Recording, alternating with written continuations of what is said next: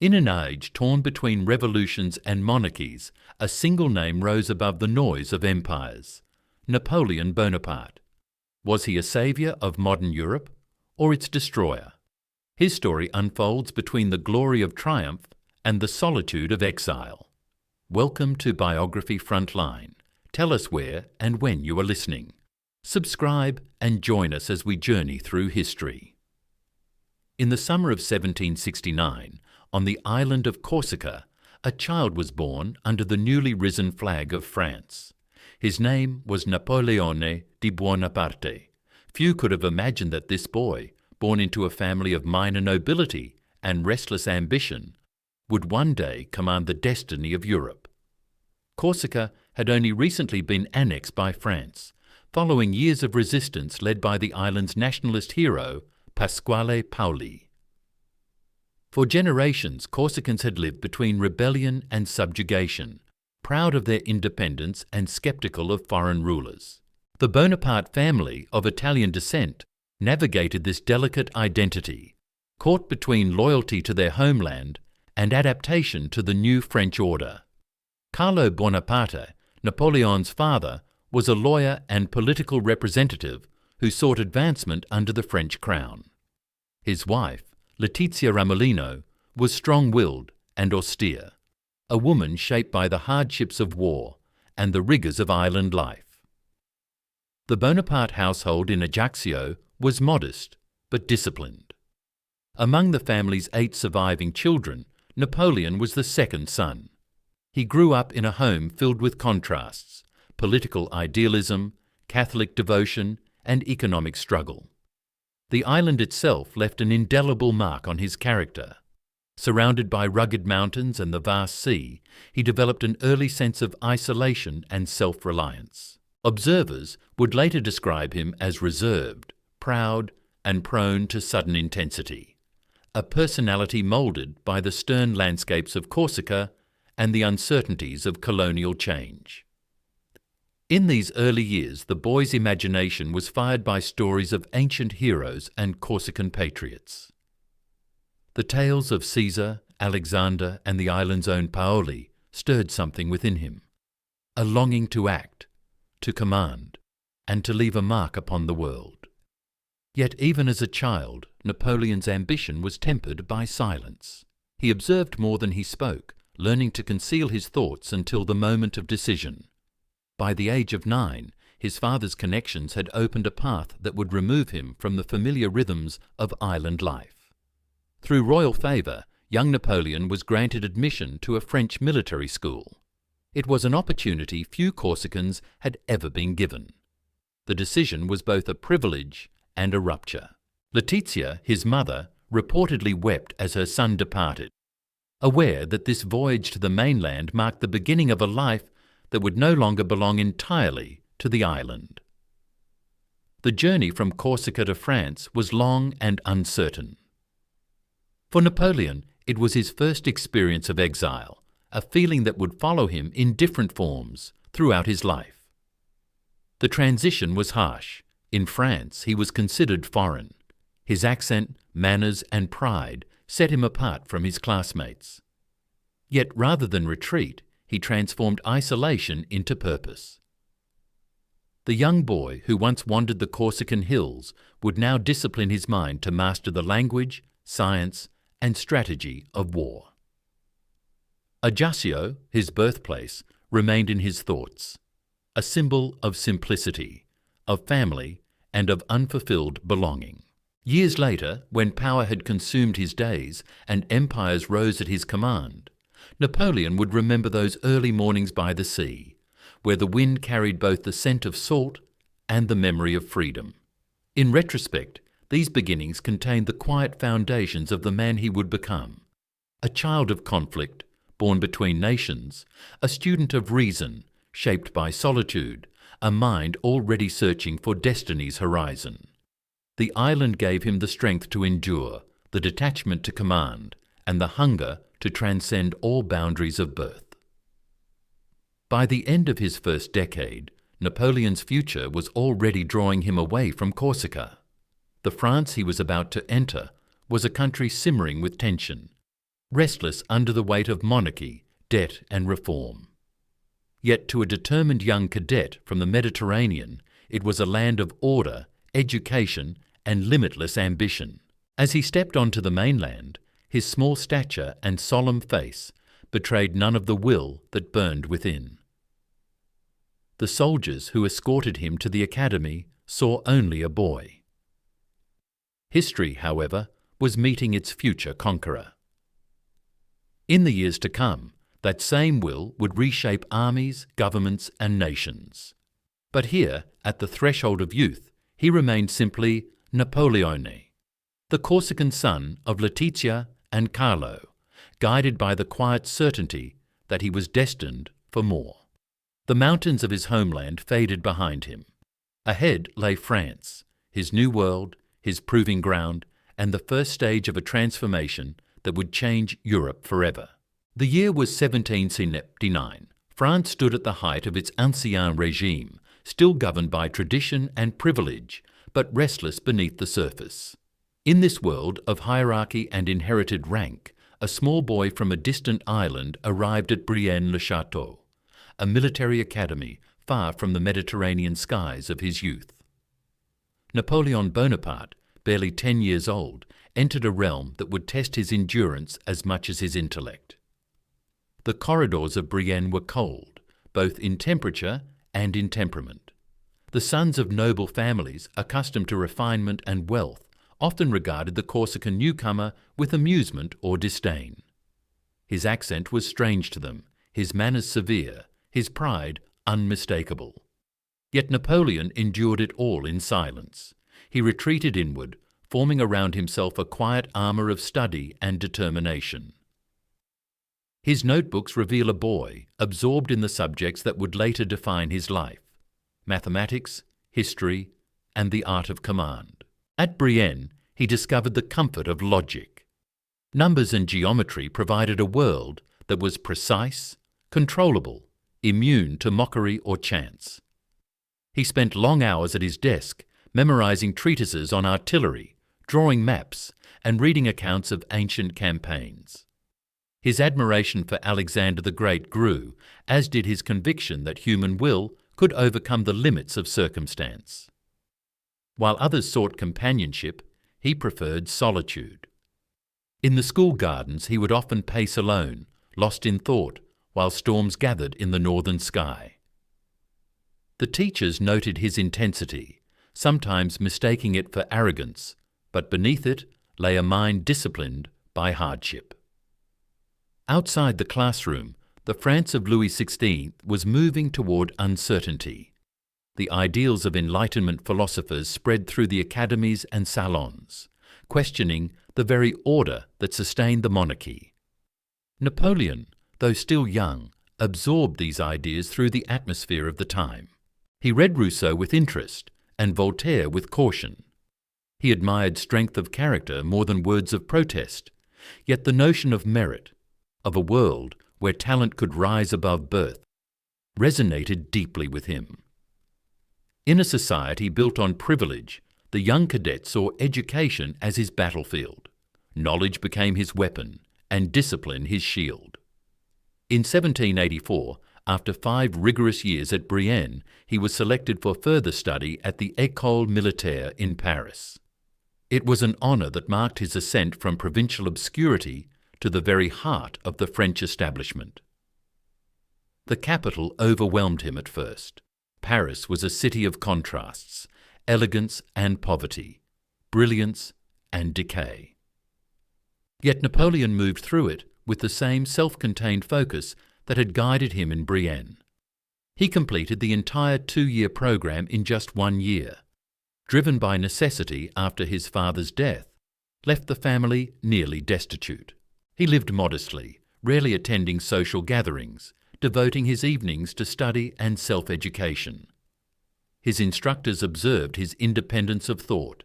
He challenged accepted opinions, especially in matters of tactics and command, preferring innovation over conformity. In 1785, at the age of 16, Napoleon Bonaparte received his commission as a second lieutenant of artillery. The ceremony was simple, yet it marked a transformation. The boy who had left Corsica a decade earlier returned home briefly, not as a child, but as a trained officer of France. The uniform fit him poorly at first. His stature was slight and his presence still reserved, but behind the quiet exterior lay an emerging confidence, a sense that his path was beginning to unfold according to an inner design. During his early service, stationed in Valence and Auxonne, he observed not only the drills of soldiers, but the wider restlessness of society. France was entering an age of questioning. The rigid structure of monarchy strained against the new ideals of liberty and equality. Young officers like Bonaparte found themselves caught between loyalty to the crown and sympathy for reform. In his private writings from this period, he reflected on the contradictions of his time. He admired authority, but despised corruption. He valued order, but recognized the necessity of change. These reflections reveal not a revolutionary in spirit, but a pragmatist searching for meaning within the turbulence of history. When he was not on duty, Napoleon read ceaselessly. He studied the campaigns of Caesar and Frederick the Great, examining how geography, timing, and morale determine victory. He analysed the failures of past commanders with clinical detachment, storing lessons for a future he could not yet see but already anticipated. He also wrote essays, philosophical sketches, even short reflections on love, virtue, and ambition. Though his French was still imperfect, his thoughts were clear and his tone decisive. It was in these quiet garrison years that the outlines of his character became defined.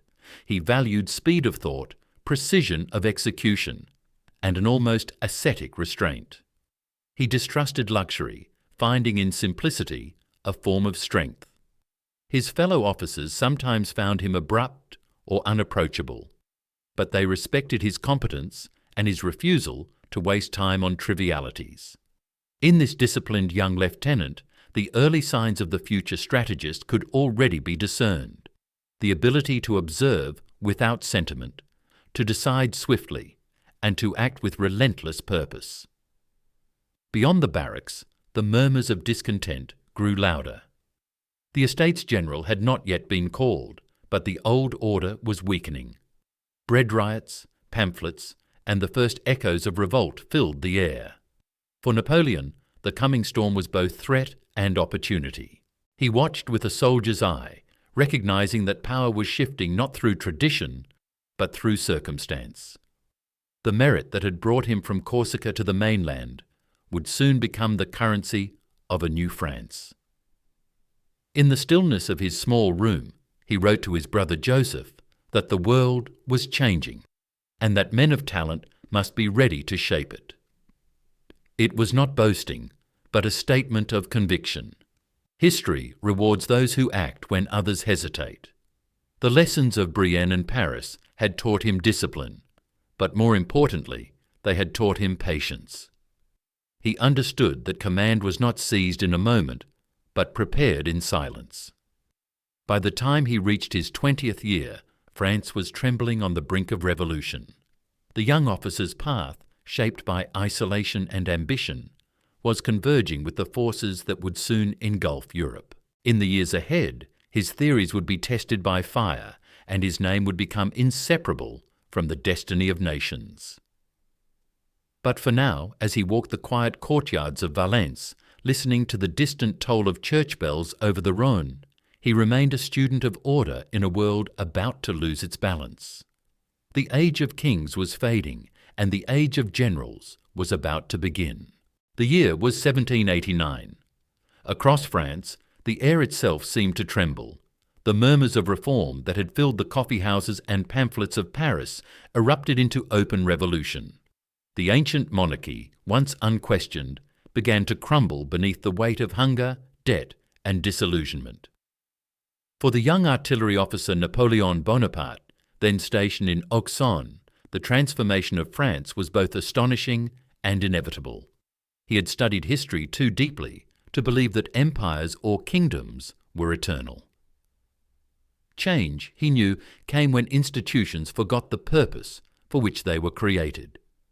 Yet he was also cautious. Though sympathetic to the ideals of liberty and equality, he distrusted the chaos that accompanied them. He admired the precision of laws and the discipline of armies more than the shouts of the crowd. In his early writings from this period, one finds the tension that would mark his entire life, the belief in reason and merit, set against the necessity of authority and control.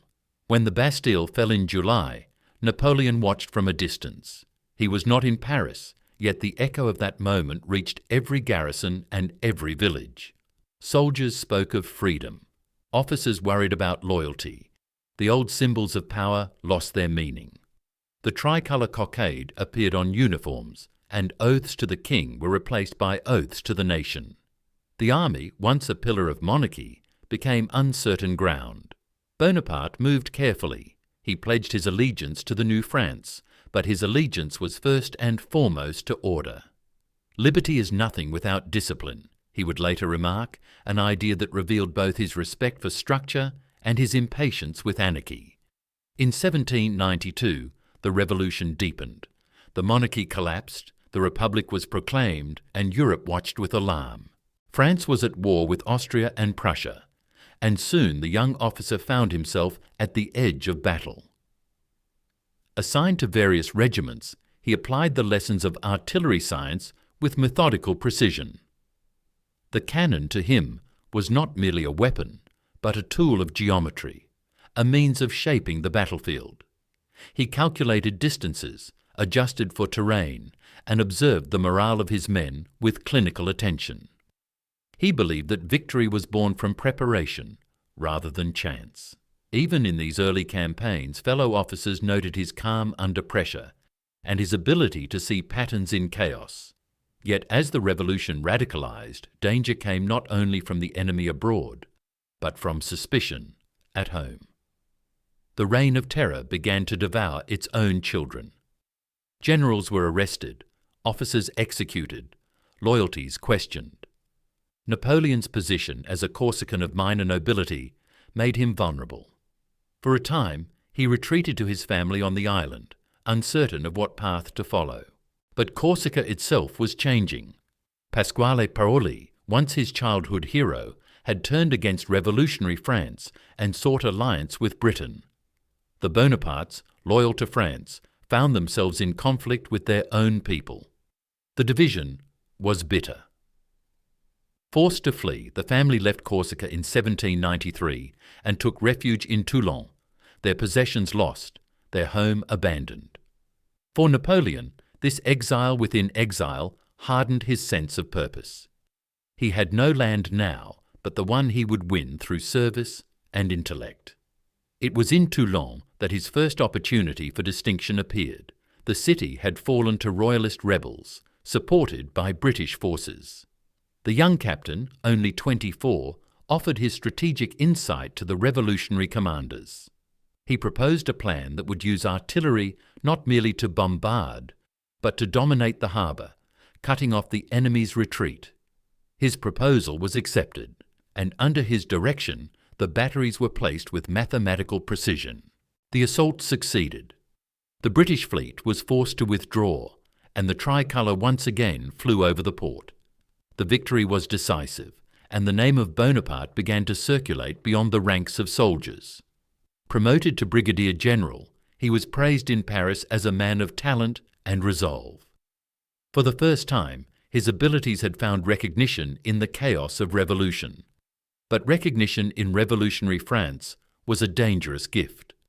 The fall of Robespierre in 1794 brought a sudden reversal of fortunes. Those associated with the previous government were imprisoned or executed. Bonaparte, accused of being too close to the radical Jacobins, was arrested and held for weeks. The experience marked him deeply.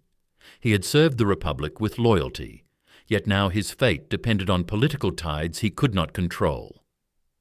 When he was finally released, he emerged more cautious, more aware of the fragility of power. In his correspondence, there is little bitterness, only a renewed determination to act rather than to trust. He had seen how swiftly reputations rose and fell. In that uncertainty, he began to sense the possibility of a different kind of leadership, one rooted not in ideology, but in efficiency and will. The revolution by then had entered its exhausted phase. The terror had ended, the armies were still fighting, and the Directory now ruled a weary nation. France was disillusioned, yet still defiant. Amid the confusion, Napoleon's skills as an organizer and strategist found new value. He was appointed to command the artillery in the Army of Italy, a post that would soon carry him into the heart of his first great campaign. Yet before that triumph, he experienced moments of near obscurity. In 1795, he was assigned to suppress a royalist uprising in Paris. The threat was grave. Thousands of insurgents marched toward the government.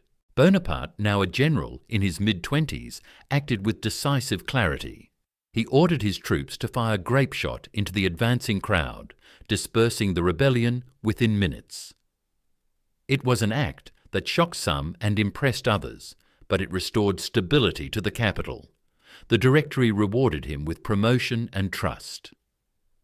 The people began to speak of him not merely as a soldier, but as a man capable of saving the Republic from itself. He had risen in less than a decade from obscure cadet to general.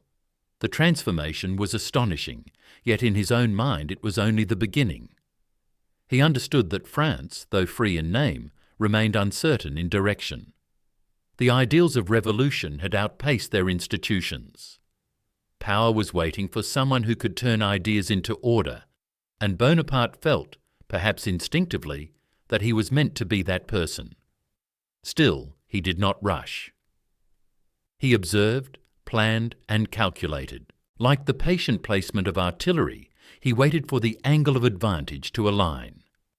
In the winter of 1795, as he walked through the streets of Paris, streets scarred by famine, banners, and memories of execution, he was not yet the figure of legend. He was thin, pale, and quiet. More thinker than warrior, his hands behind his back as he studied the ruins of a city, searching for stability. Yet within that stillness, the direction of his life was forming. The years of study, exile, and service had forged in him a rare balance of intellect and will. The revolution had opened a door through which he would soon step, not as a servant of chaos, but as its master. France was wounded, but alive. Its armies were restless, its people uncertain, its future unclaimed. In that moment of transition, a young general began to sense that his destiny and the destiny of the nation were becoming one. The next campaign would prove it. Italy awaited, and with it, the first true measure of the man who would one day call himself emperor. By 1795, the revolution had burned through its first fever. France, exhausted but unbroken, searched for new leaders who could restore purpose to its victories and order to its chaos. Among the rising officers of the Republic, one name began to appear more frequently in dispatches and reports: General Bonaparte. He was still young, not yet 30, but his ability to think swiftly and act decisively had made him invaluable to the Directory. The Republic needed results, not rhetoric. Bonaparte, with his precise mind and restless energy, offered both discipline and imagination in equal measure. After the suppression of the royalist uprising in Paris, his reputation spread quickly. He became the man who could be trusted to act when others hesitated, the soldier who combined calculation with daring. In the midst of this growing recognition, his personal life took a turn that would shape both his private emotions and his public image. It was during these months that he met Josephine de Beauharnais. She was a widow, older than he, elegant and experienced in the world of Parisian society. Her charm contrasted sharply with his austerity. To many, their union seemed improbable.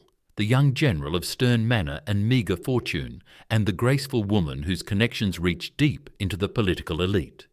Yet something in her poise captivated him. He admired her composure, her instinct for diplomacy, her ability to navigate the uncertain world of Parisian influence with quiet intelligence. Their marriage in March 1796 joined ambition to grace, reason to sentiment. While his love letters from the Italian front reveal a young man overwhelmed by passion, they also expose his vulnerability, the same vulnerability he hid from his soldiers and rivals alike. Shortly after their wedding, Bonaparte was appointed commander of the Army of Italy. It was a force in name more than in strength, ill-equipped, poorly fed, and demoralized. The generals before him had accomplished little, yet within weeks of taking command, he transformed it into a tool of precision and motion. The Italian campaign was not merely a series of battles, it was the testing ground of a new kind of warfare. Bonaparte believed in speed, concentration, and initiative.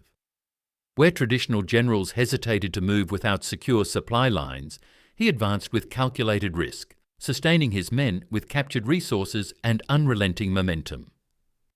In April 1796, at Montenotte, he won his first victory. Soon followed Millesimo, Dago, Lodi, Arcola, and Rivoli, a sequence of triumphs that shattered the Austrians and forced them into retreat. In Italy, Bonaparte revealed the traits that would define his military legend: clarity of vision, mastery of detail, and the ability to inspire devotion through example rather than words. He shared the hardships of his soldiers, writing his orders with one hand while eating with the other. His energy seemed inexhaustible. At night, by the dim light of camp lanterns, he dictated reports, analysed terrain, and planned the next day's march. Yet beneath the discipline, there was always reflection. Between engagements, he wrote to Josephine with a tone of longing and impatience. The letters reveal a man divided between love and command, between the vulnerability of feeling and the cold demands of leadership. His victories in Italy were not merely military, they were political and symbolic. France, humiliated in the early years of the Revolution, now saw in him the restoration of national pride. The campaign brought wealth to the Republic and transformed Bonaparte from a provincial soldier into a European figure. Diplomats treated with him as they once had with kings. He negotiated directly with Austria, signed the Treaty of Campo Formio, and redrew borders as though he were already sovereign. To his men, he was a leader of genius. To the Directory, a valuable but increasingly independent agent. The people of Paris began to speak his name with awe, sometimes with apprehension. His fame grew faster than any institution could contain, yet fame, even when earned by achievement, is a burden. As his image spread, so did expectations. In the portraits commissioned after his return, the artist struggled to capture his presence, the calm eyes, the thin frame, the posture of restrained command. He seemed to belong to another rhythm of life, moving more swiftly, thinking more deeply, rarely resting. At receptions, he appeared ill at ease, his words few, his glances distant. He preferred the solitude of maps to the noise of applause. Josephine, meanwhile, flourished in Parisian society, admired for her charm and grace. Their relationship, founded on intense affection, began to show the strains of separation and difference. Bonaparte's letters, filled with emotion, often met delayed or indifferent replies. Yet even disappointment could not distract him from his sense of purpose. The Directory, seeking to channel his growing power away from domestic politics, turned his attention toward a grander enterprise. Britain remained France's greatest rival, and direct invasion seemed impossible. Instead, Bonaparte proposed an alternative: to strike at British interests by seizing Egypt and thereby open a path to India. The plan appealed to both strategy and imagination. Egypt offered not only military opportunity, but the promise of scientific exploration and cultural prestige. In his proposal, one can already see the dual nature of his ambition: the soldier and the statesman, the conqueror and the thinker. As he prepared for the expedition in 1798, Bonaparte stood at a threshold. The revolution had made him, but he no longer belonged entirely to it. He was its product and its contradiction. A man who valued equality but demanded obedience, who spoke of liberty while commanding absolute discipline. France adored him, but France also feared what he might become.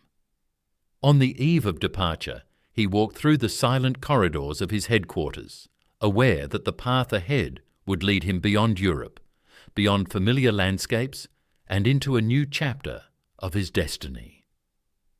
The Mediterranean that had once separated him from his childhood home would now carry him toward empire. He was no longer merely the young general of the Republic.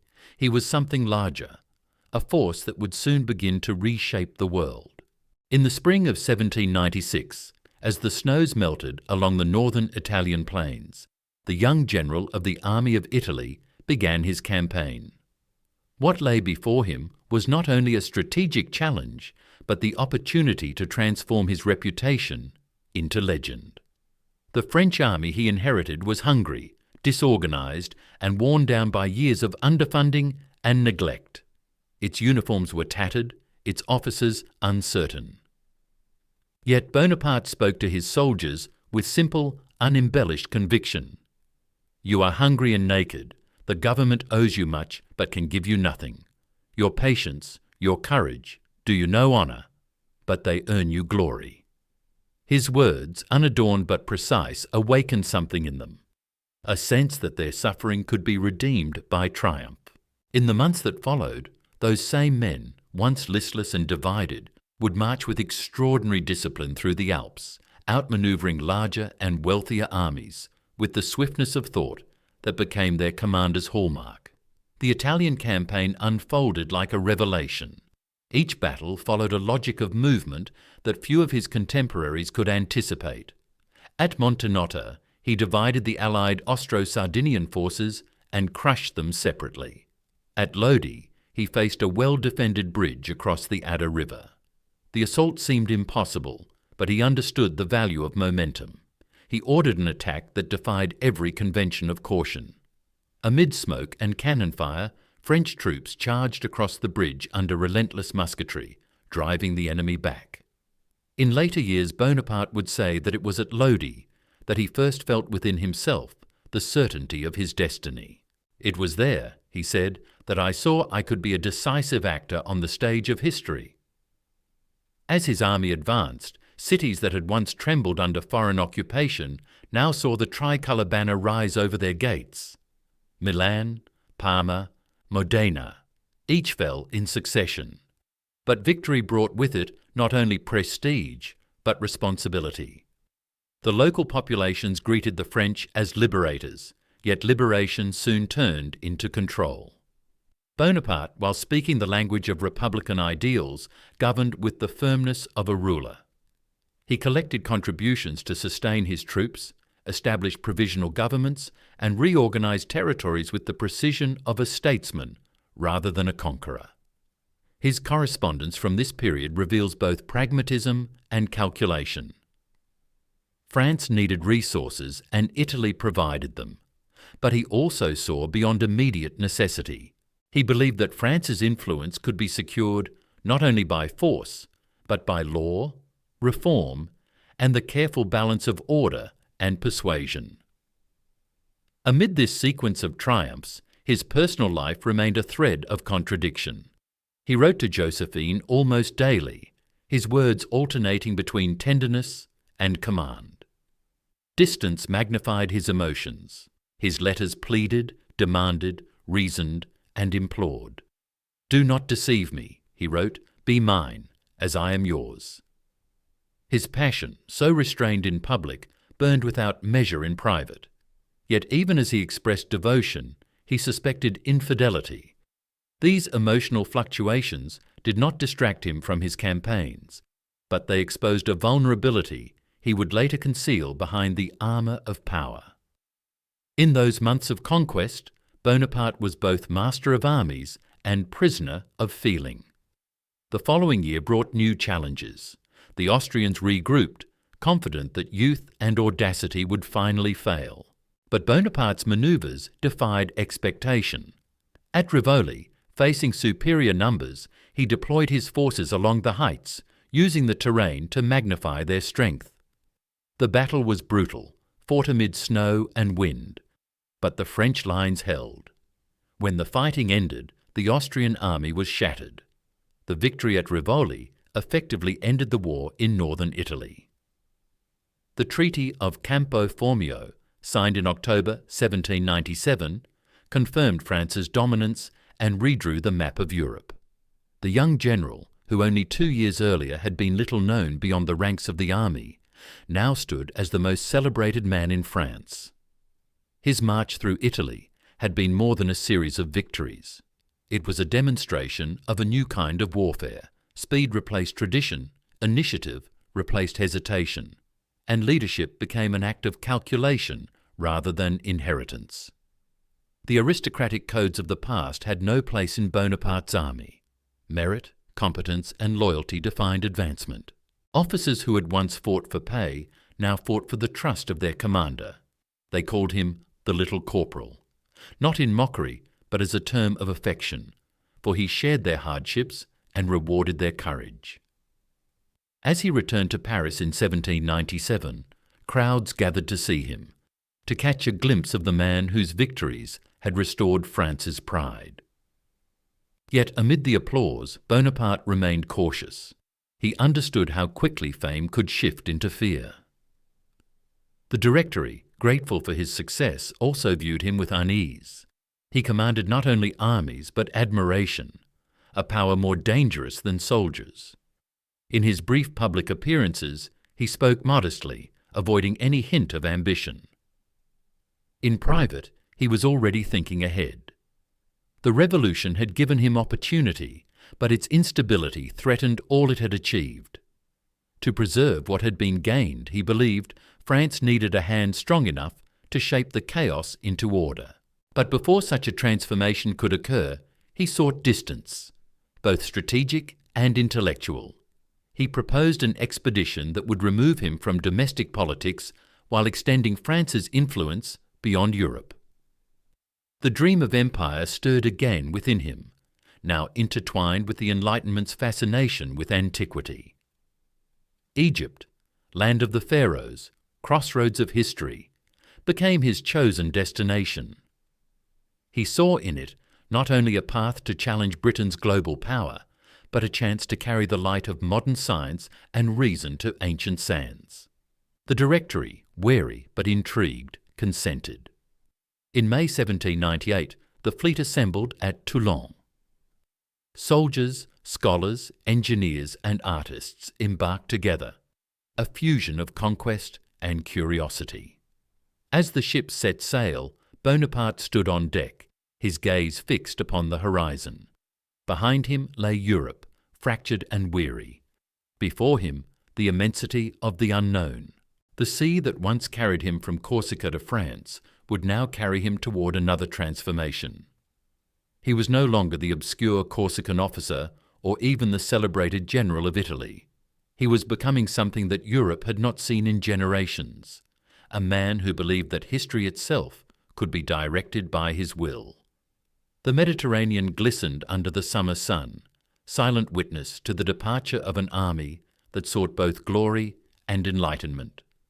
It was the beginning of a journey that would take him across continents and into legend, where the boundaries between victory and vanity, between empire and exile, would begin to blur. In July 1798, the fleet that carried the Army of the Orient approached the coast of Egypt. The sea that had once connected civilizations now shimmered before a new kind of conquest. When Bonaparte landed at Alexandria, he stood not as a mere general of the Republic, but as a man who believed he was entering history's continuity, an heir to Alexander, Caesar, and the scholars of the Enlightenment alike. His proclamations to the Egyptian people were carefully written. He announced that he came not as an oppressor, but as a liberator, sent by the Republic to break the chains of tyranny and ignorance. To his soldiers, he spoke of destiny, of empire, of civilization's march. Yet beneath the idealism, there was calculation. Egypt stood between Europe and the Indies, and control of it could unsettle Britain's global commerce. The expedition thus carried two banners, one of science, one of strategy. Within weeks, Alexandria fell. The army, advancing into the desert, faced heat and thirst beyond imagination, but Bonaparte's discipline held them together. The Battle of the Pyramids followed, a spectacle of precision and will. Before the assembled Mamluk cavalry, their bright arms flashing under the merciless sun, Bonaparte formed his troops into great hollow squares, walls of bayonets bristling on all sides. "From the height of these pyramids, 40 centuries look down upon you," he declared, and though the words may have been embellished later, the spirit of them captured the moment. The Mamluks charged again and again, only to break against the French lines. When the smoke cleared, Egypt belonged to him. Cairo welcomed the conqueror with awe and uncertainty. But victory on land was shadowed by catastrophe at sea. Off the coast at Abu Qir Bay, the British fleet under Admiral Nelson struck with overwhelming force.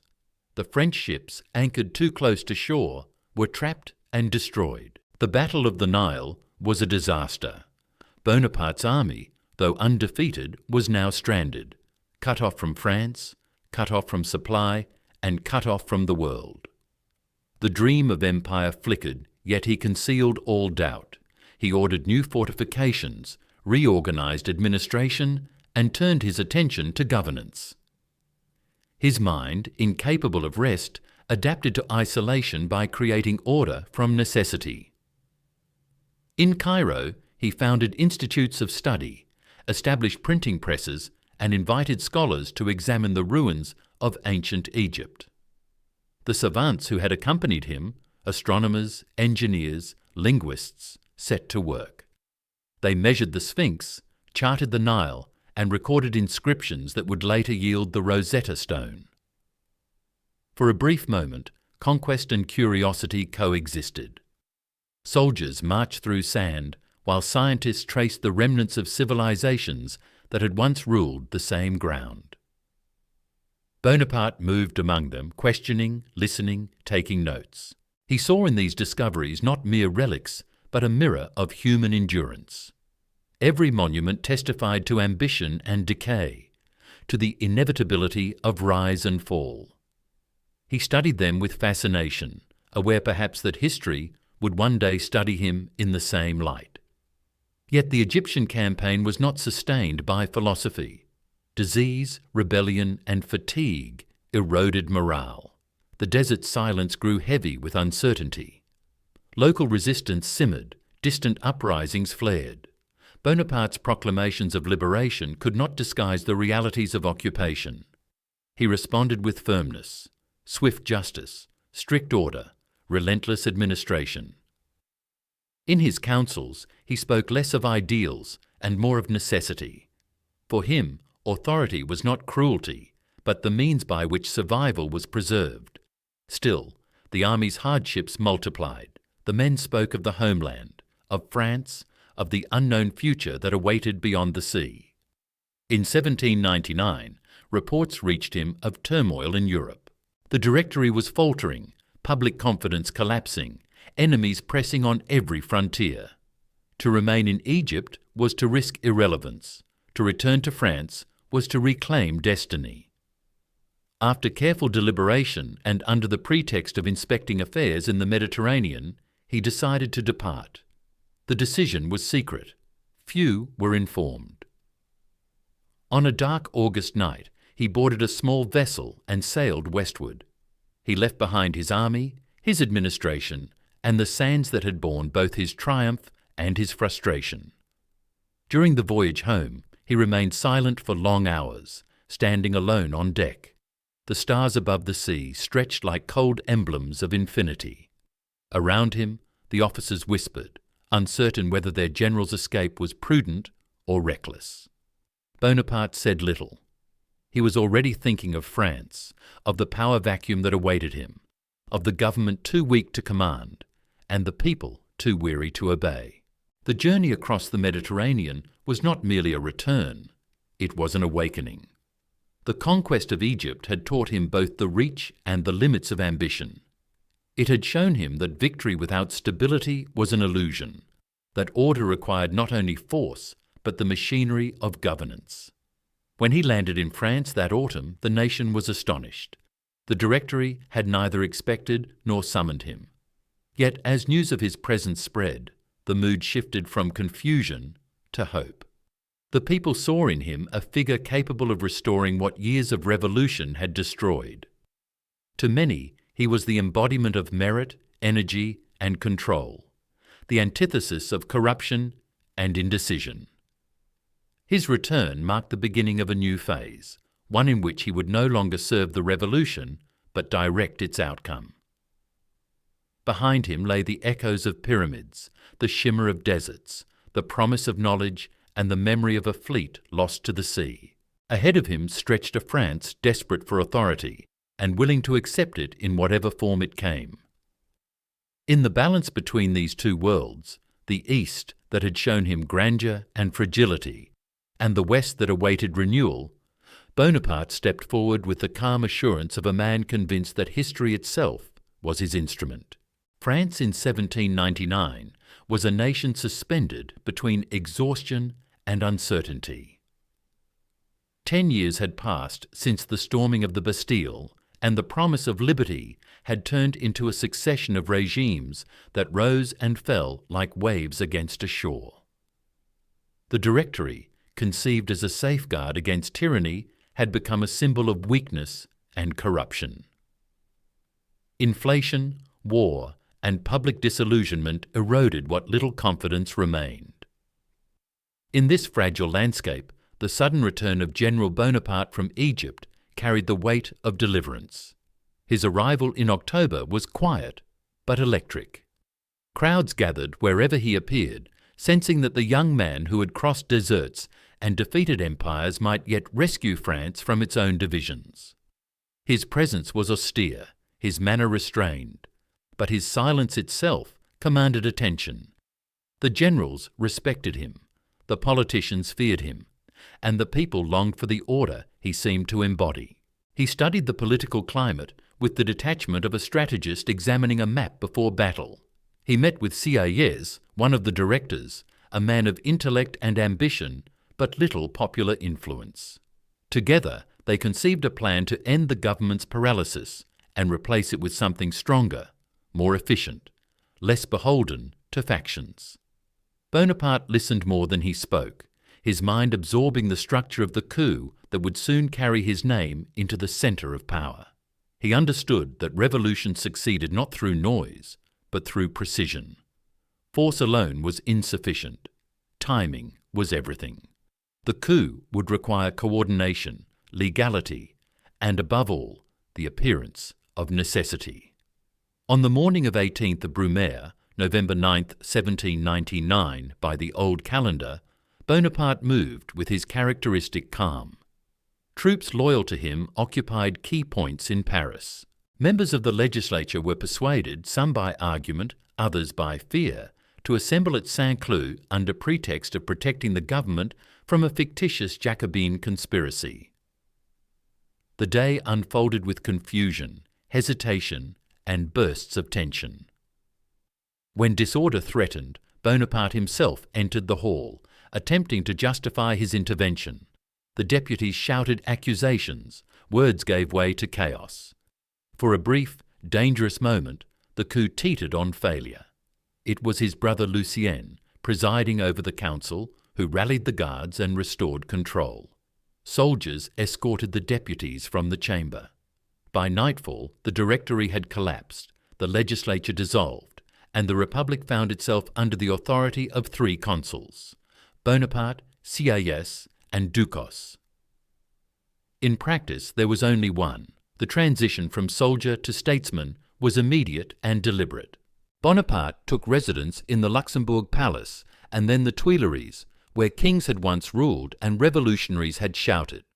He surrounded himself not with courtiers, but with administrators, mathematicians, engineers, and jurists, the architects of the modern state.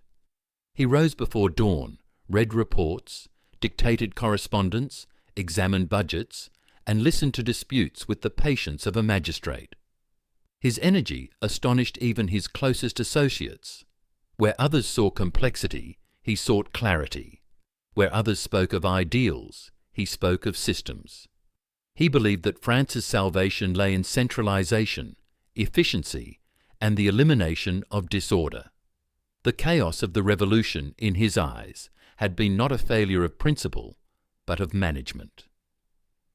Yet his vision was not merely administrative. Beneath the surface of reform, a deeper ambition took root. He began to craft a narrative in which he appeared not as the destroyer of the revolution, but as its protector.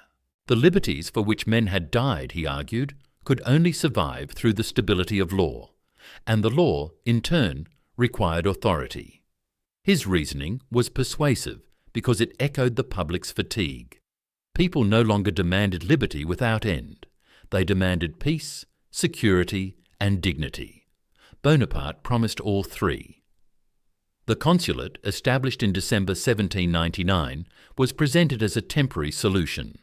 In reality, it was the beginning of a new order. Over the following months, he consolidated control with subtlety rather than force. He reorganized the ministries, reformed taxation, revived education, and restored the church through negotiation rather than persecution. The people, weary of politics, embraced efficiency as a kind of salvation. Paris, long accustomed to the noise of debate, grew quiet under the rhythm of administration. Bonaparte appeared everywhere, in councils, in military inspections, in ceremonies. Yet his presence never seemed excessive. He governed through precision rather than display, and that restraint gave him an aura of inevitability. Still, within the calm exterior, he measured every movement of opposition.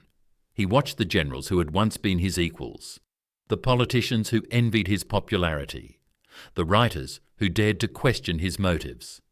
To each he offered either appointment or isolation.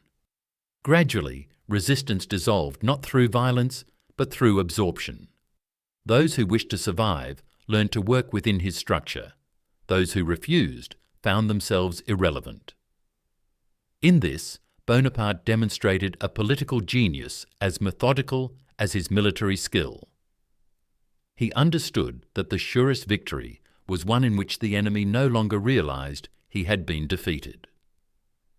By the beginning of 1800, France stood transformed. The revolution had devoured its factions, and the consulate emerged as its final incarnation. In the official proclamations, there were still echoes of republican virtue and the sovereignty of the people. But in practice, power flowed upward toward one man. The machinery of the state functioned with renewed vigour, and confidence returned to markets and families alike. Yet beneath the restored order lay a quiet shift. The ideals of liberty had given way to the habits of authority. Bonaparte, aware of this transformation, neither apologized for it nor celebrated it. He viewed history as a sequence of necessities. To him, each phase had its logic. Chaos demanded control. Control demanded concentration. Concentration demanded unity. He saw no contradiction between revolution and empire, only the progression of structure toward efficiency. The coup of Brumaire, remembered by some as the end of freedom, appeared to him as the beginning of stability. And in the calm that followed, he began to sense that his role was far from complete. France had found peace within its borders, but Europe remained unsettled. Across the Rhine and beyond the Channel, monarchs and ministers watched his rise with unease. They saw in him not the guardian of revolution, but its new incarnation. Disciplined, commanding, and dangerously effective, as spring approached, Bonaparte prepared once again to lead an army. His thoughts turned to Italy, the scene of his first glory and the unfinished business of his ambition. The Republic had found in him its order. Now he would show Europe its power. The calm of governance would give way once more to the rhythm of campaign, for he believed that only through victory could peace be secured. The man who had toppled a government without a shot would soon cross the Alps to redefine the balance of the continent. The winter of 1799 gave way to a France that seemed reborn. The decade of terror, famine and faction had given way to a new stillness, and within that stillness Bonaparte began to build. The consulate, though presented as a collective government, quickly revealed its single centre of gravity. Every decision, every reform, every decree passed through his mind before it became law. He rose before sunrise, reviewed reports from the ministries, listened to secretaries read memoranda aloud, and dictated replies with unbroken concentration. His subordinates worked in silence, aware that he measured time in efficiency rather than hours. The papers that crossed his desk ranged from the rebuilding of roads to the codification of justice, from the appointment of mayors in distant provinces to the establishment of schools in Paris. He moved from detail to detail with relentless precision, convinced that the salvation of France depended on the exactness of its machinery. He began with finance. The revolution had destroyed the old tax system, but failed to replace it with one that inspired confidence. Bonaparte restored central control, appointed inspectors, and demanded accountability where chaos had reigned. The treasury, once empty, began to refill. With order came predictability, and with predictability came prosperity. Merchants reopened their shops, farmers returned to their fields, and cities that had been restless for a decade began to breathe again. To the people, these changes seemed almost miraculous, but to Bonaparte they were merely necessary. "Men are moved," he once said, "by two levers only, fear and self-interest." In this philosophy, reform and authority were not opposed but complementary. Prosperity justified obedience, and obedience guaranteed prosperity. The same logic guided his reconciliation with the Church.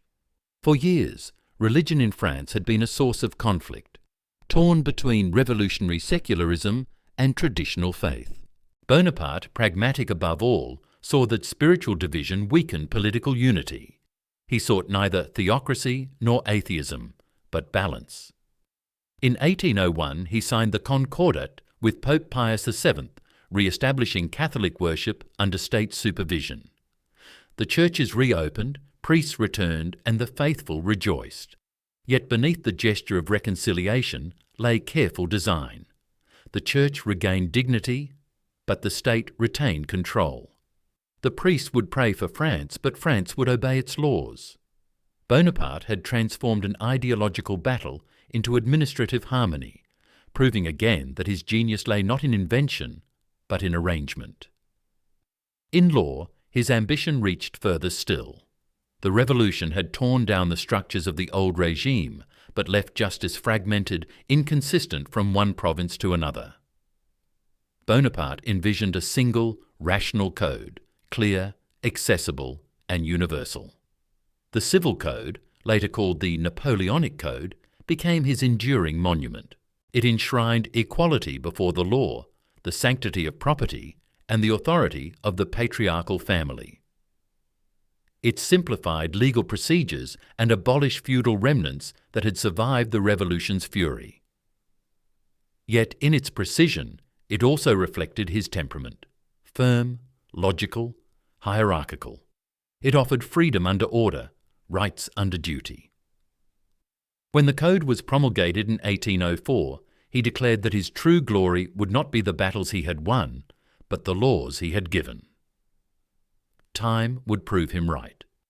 Beyond legislation, he reshaped the very framework of governance. France became a pyramid of authority. At its base, citizens and municipalities. At its summit, the first consul. Prefects, appointed by Paris, replaced the chaos of local autonomy with uniform administration. Roads, bridges, and canals were restored, linking provinces that had once felt distant from the capital. Schools, lycées, and technical institutes were founded to educate a generation that would serve the state rather than faction. The army, too, was reorganized, its ranks filled with veterans who saw in Bonaparte's France a purpose beyond mere survival. The dream of the revolution, careers open to talent, was finally realised, though under a system that left no doubt about who defined talent. While France healed, Europe watched with suspicion. The monarchies that had fought to contain the revolution now saw in the consulate not a restoration, but a consolidation. Peace had been signed with Austria and Britain at Amiens, yet no one believed it would last. Bonaparte used the interval to strengthen his position.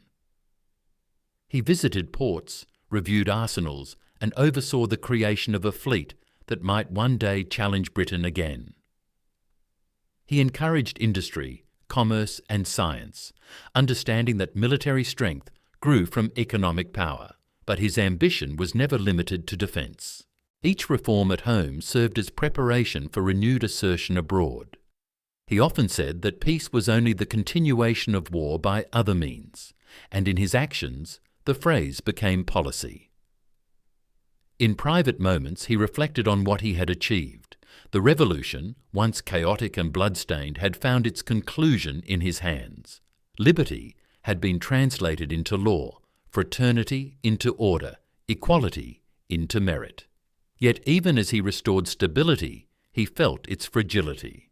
France adored him, but adoration was fickle. Institutions were loyal only as long as they served their master. He began to think of permanence, of how to anchor his authority beyond the consent of assemblies or the applause of crowds. Power, to endure, required legitimacy, something that could not be voted or decreed, only embodied. At the same time, signs of tension reappeared. The peace with Britain frayed as mistrust deepened, and by 1803, hostilities resumed. Bonaparte's calm did not waver. He moved swiftly, reorganising defences and rallying troops. The people followed him with renewed enthusiasm, their memories of anarchy replaced by gratitude for order. To them, he was the guardian of France, the man who had given them peace and dignity. To himself, he was the necessary equilibrium between past and future, the living link between revolution and empire. In the closing months of 1803, preparations began for a ceremony unlike any in the history of the Republic. Bonaparte, now First Consul for life, would take a new title. The symbols of monarchy, long banished, were quietly retrieved and cleansed of their meaning. The words citizen and subject began to lose their distinction. France, weary of turmoil, longed not for crowns or ceremonies, but for continuity. The man who had promised order now offered permanence. When he looked upon the Tuileries at night, the lamplight reflecting from the Seine, Bonaparte saw not the palace of kings, but the headquarters of a mission still incomplete. He had rebuilt a nation from ruins, restored faith without fanaticism, and law without tyranny. Yet he sensed that history's judgment would not rest on reform alone. The world respected strength, and France's strength still needed a name that matched its substance. The Republic, reborn in order, was about to give itself an emperor. The morning of December 2nd, 1804, dawned cold and pale over Paris. In the vast nave of Notre Dame Cathedral, a silence hung that was more reverent than festive, more solemn than jubilant. The Revolution's tumult, the years of blood and rhetoric, seemed to have retreated for a moment into memory. Here, beneath the arches of a church that had witnessed both faith and desecration, France was to crown a new sovereign. Not a king restored by lineage, but an emperor raised by merit. Napoleon Bonaparte, First Consul of the Republic, would now become Emperor of the French. The ceremony, arranged with the care of a military operation, blended religion and reason, continuity and rupture. Every gesture was symbolic, every detail deliberate. The procession began from the Tuileries, the former palace of monarchs, now occupied by the man who had risen from Corsican obscurity to command Europe's attention. Beside him rode Josephine, radiant yet fragile, her poise masking the anxiety that always shadowed her husband's ambition. The streets were lined with crowds who watched in stillness, not cheering wildly, but observing with a mixture of pride and disbelief. The tricolour flags hung beside imperial eagles as if the language of revolution and empire had agreed to coexist for a single day. The church itself, adorned in gold and crimson, glowed under the light of 1,000 candles. Choirs sang hymns that once had been banned. Bishops stood ready, while the Pope, Pius VII, awaited the moment that would forever test the balance between faith and authority. When Bonaparte entered, the cathedral seemed to contract around his presence. His step was measured, his gaze steady. The crowd observed not a monarch by birth, but a man whose very existence challenged the traditions of inheritance. The Pope blessed the regalia, the crown, the sceptre, the sword. But the act that followed defied precedent. As the crown was presented, Napoleon took it from the altar with his own hands and placed it upon his head. It was not rebellion, it was definition. The gesture declared that his legitimacy flowed not from divine anointment, nor from royal descent, but from the will of the people and the force of his own accomplishment. Then, turning toward Josephine, he crowned her with deliberate tenderness, the gesture both personal and political. The crowd, witnessing this reversal of order, understood its meaning. France had not returned to monarchy. It had created its own version of sovereignty. Outside, the bells rang across Paris, their echoes mingling with cannon salutes from the Champ de Mars. The air was cold, yet the city felt alive with an uneasy warmth, as though the people themselves were trying to comprehend what had just occurred. The Republic, born from the rejection of kings, had now crowned an emperor. But the contradiction seemed less troubling than the fatigue of instability. After 15 years of upheaval, the French sought continuity more than ideology. Bonaparte, with his unparalleled energy and vision, offered them a form of peace they could understand. Peace through discipline, dignity through order, glory through unity. In the weeks that followed, proclamations spread throughout Europe. Monarchs received the news with guarded hostility. Some saw in him an upstart soldier who dared to imitate their grandeur. Others, a force too formidable to confront openly. He answered them not with words, but with organization. Titles were granted, nobility reconstituted, yet without feudal privilege.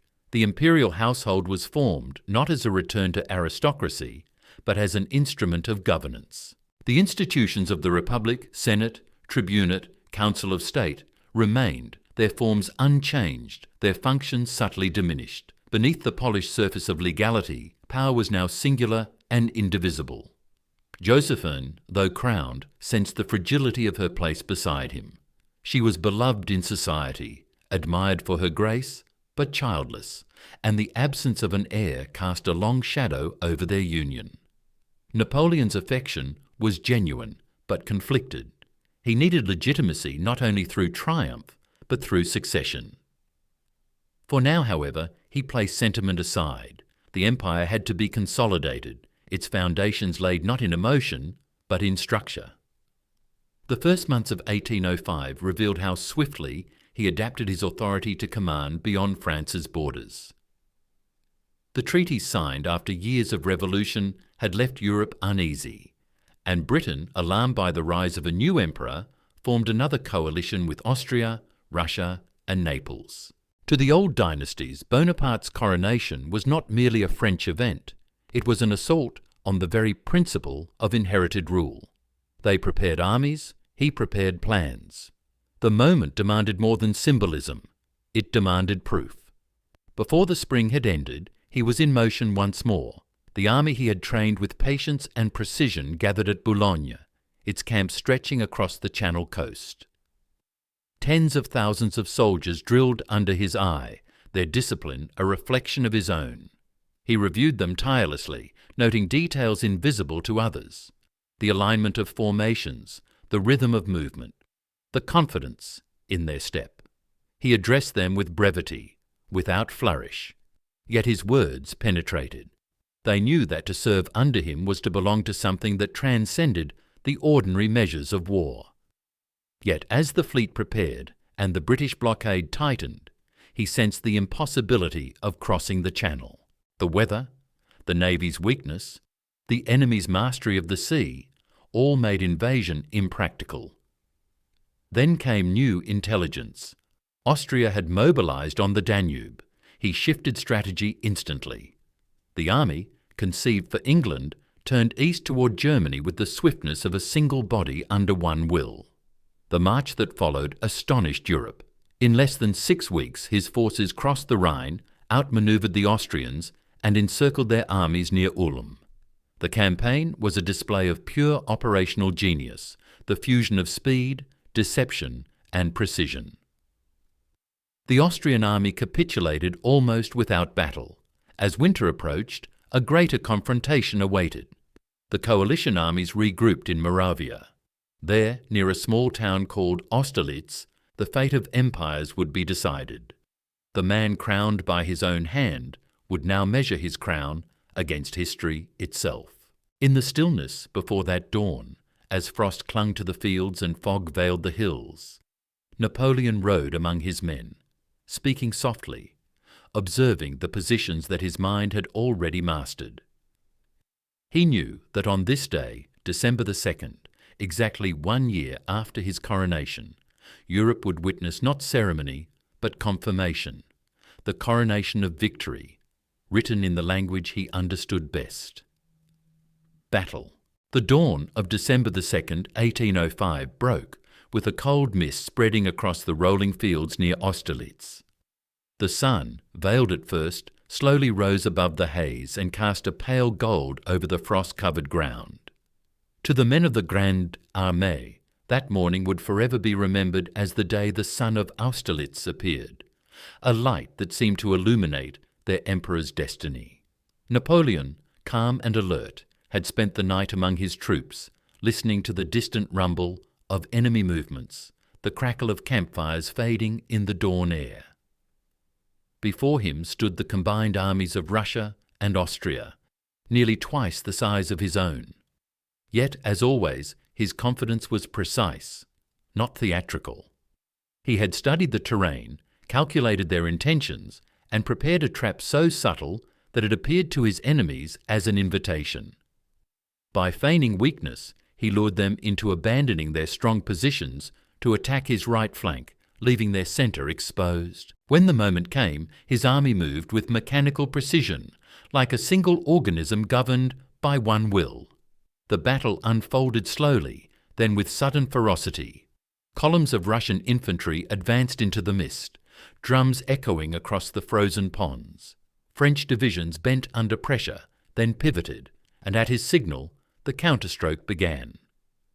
The fog lifted as the sun broke through, revealing the glitter of bayonets and the vast plain strewn with men and cannon. From the Pratzen Heights, Napoleon watched the entire field. He saw the collapse forming in the enemy line and ordered his reserves forward. The centre of the coalition army, stretched and confused, disintegrated under the weight of the assault.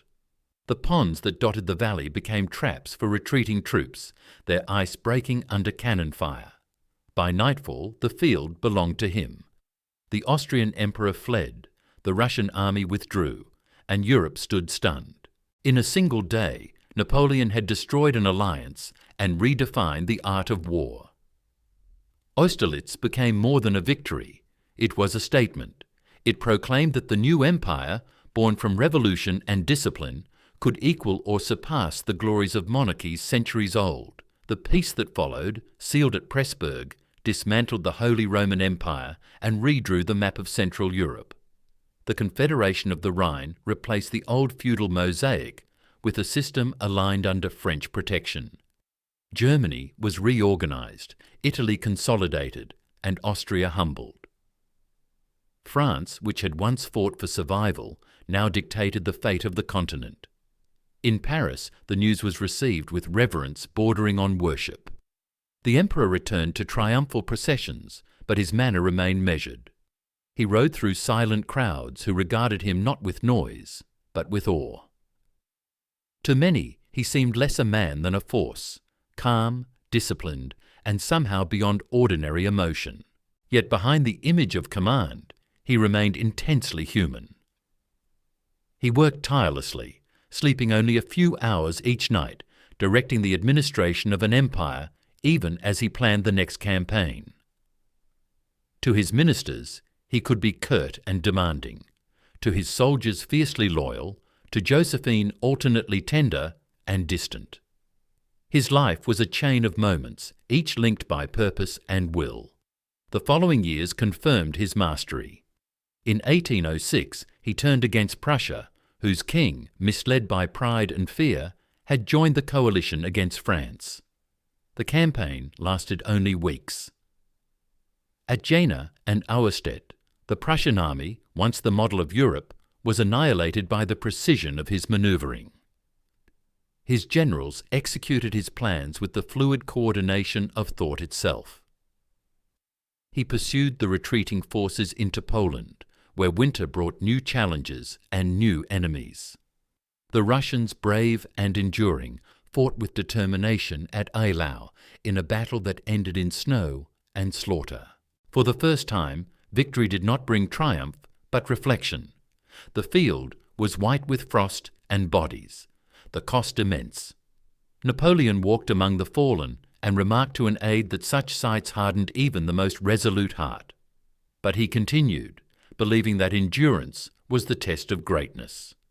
Months later, at Friedland, he secured the decisive victory that restored momentum and forced the Russians to the table.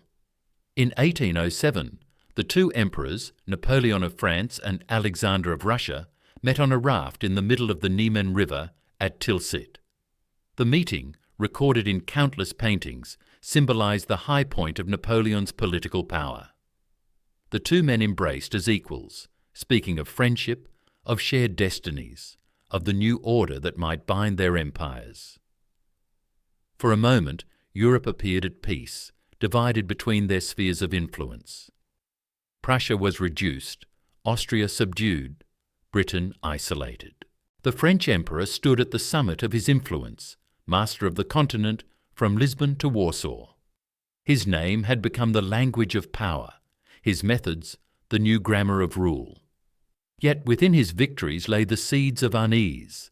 The very scale of his achievements demanded maintenance that no human system could indefinitely sustain.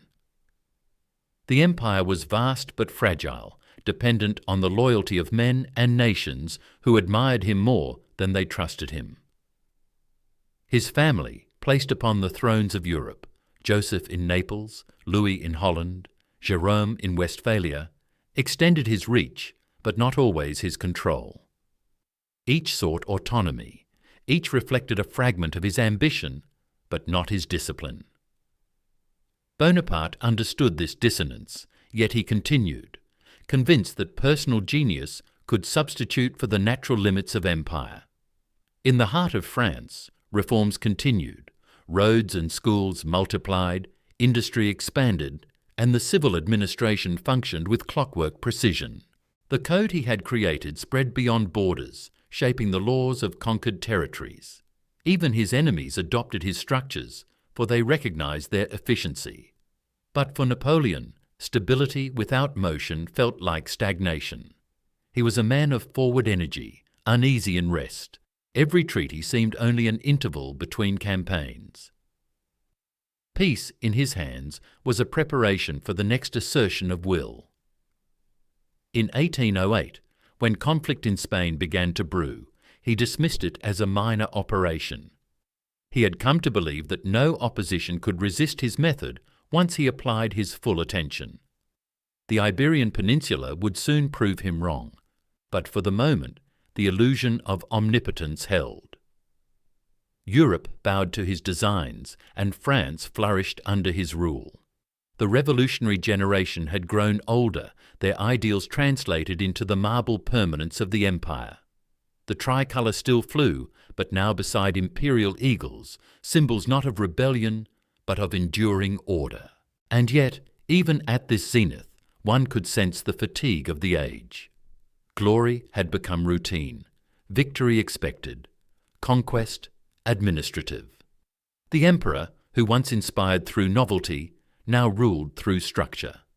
The brilliance of his early years had settled into a rhythm of control, and the very perfection of his system carried within it the weight of its own inflexibility.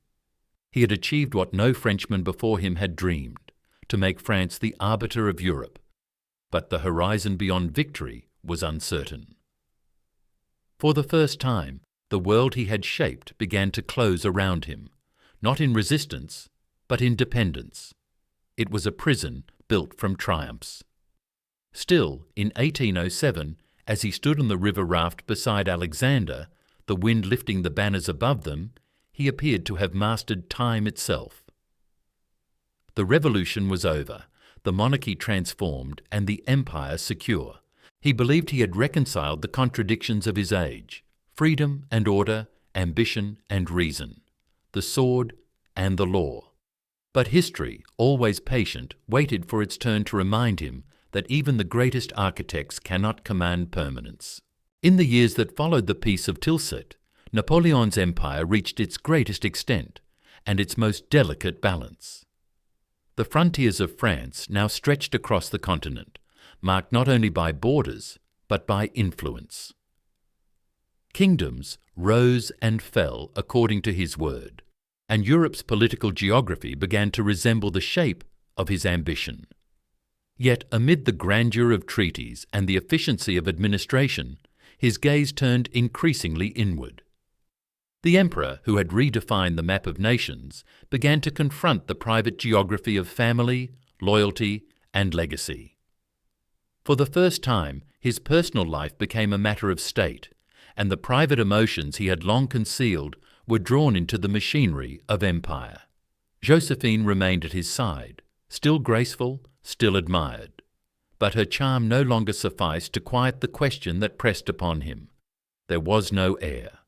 Their marriage, passionate in its beginnings, had become a companionship of respect and melancholy. She was the one person who could soften his temper, who could humanize his relentless reason, yet he knew that affection could not secure succession. Around them courtiers whispered, ministers hinted, and even his brothers urged him toward divorce. For months he resisted, torn between sentiment and necessity. The decision, when it came, was characteristic of him: measured, public, and irreversible. On a December evening in 1809, in the great hall of the Tuileries, they stood before the assembled court. Josephine, her voice unsteady but dignified, declared that she released him from their union for the sake of France. Napoleon listened in silence, then kissed her hand. The witnesses wept. He did not. Yet when the ceremony ended, he retired alone, and those nearest to him later recalled that his composure faltered. For all his discipline, this parting cut deeper than the wounds of battle. The search for a new alliance soon followed. He required not only a wife, but a symbol, a connection that would legitimize his empire in the eyes of Europe's oldest dynasties. The choice fell upon Archduchess Marie-Louise of Austria, daughter of the emperor he had defeated. The union, arranged swiftly, embodied the irony of his career. The conqueror of Vienna now joined its ruling house. She was 19, gentle and educated, raised in the traditions of obedience that suited his purposes.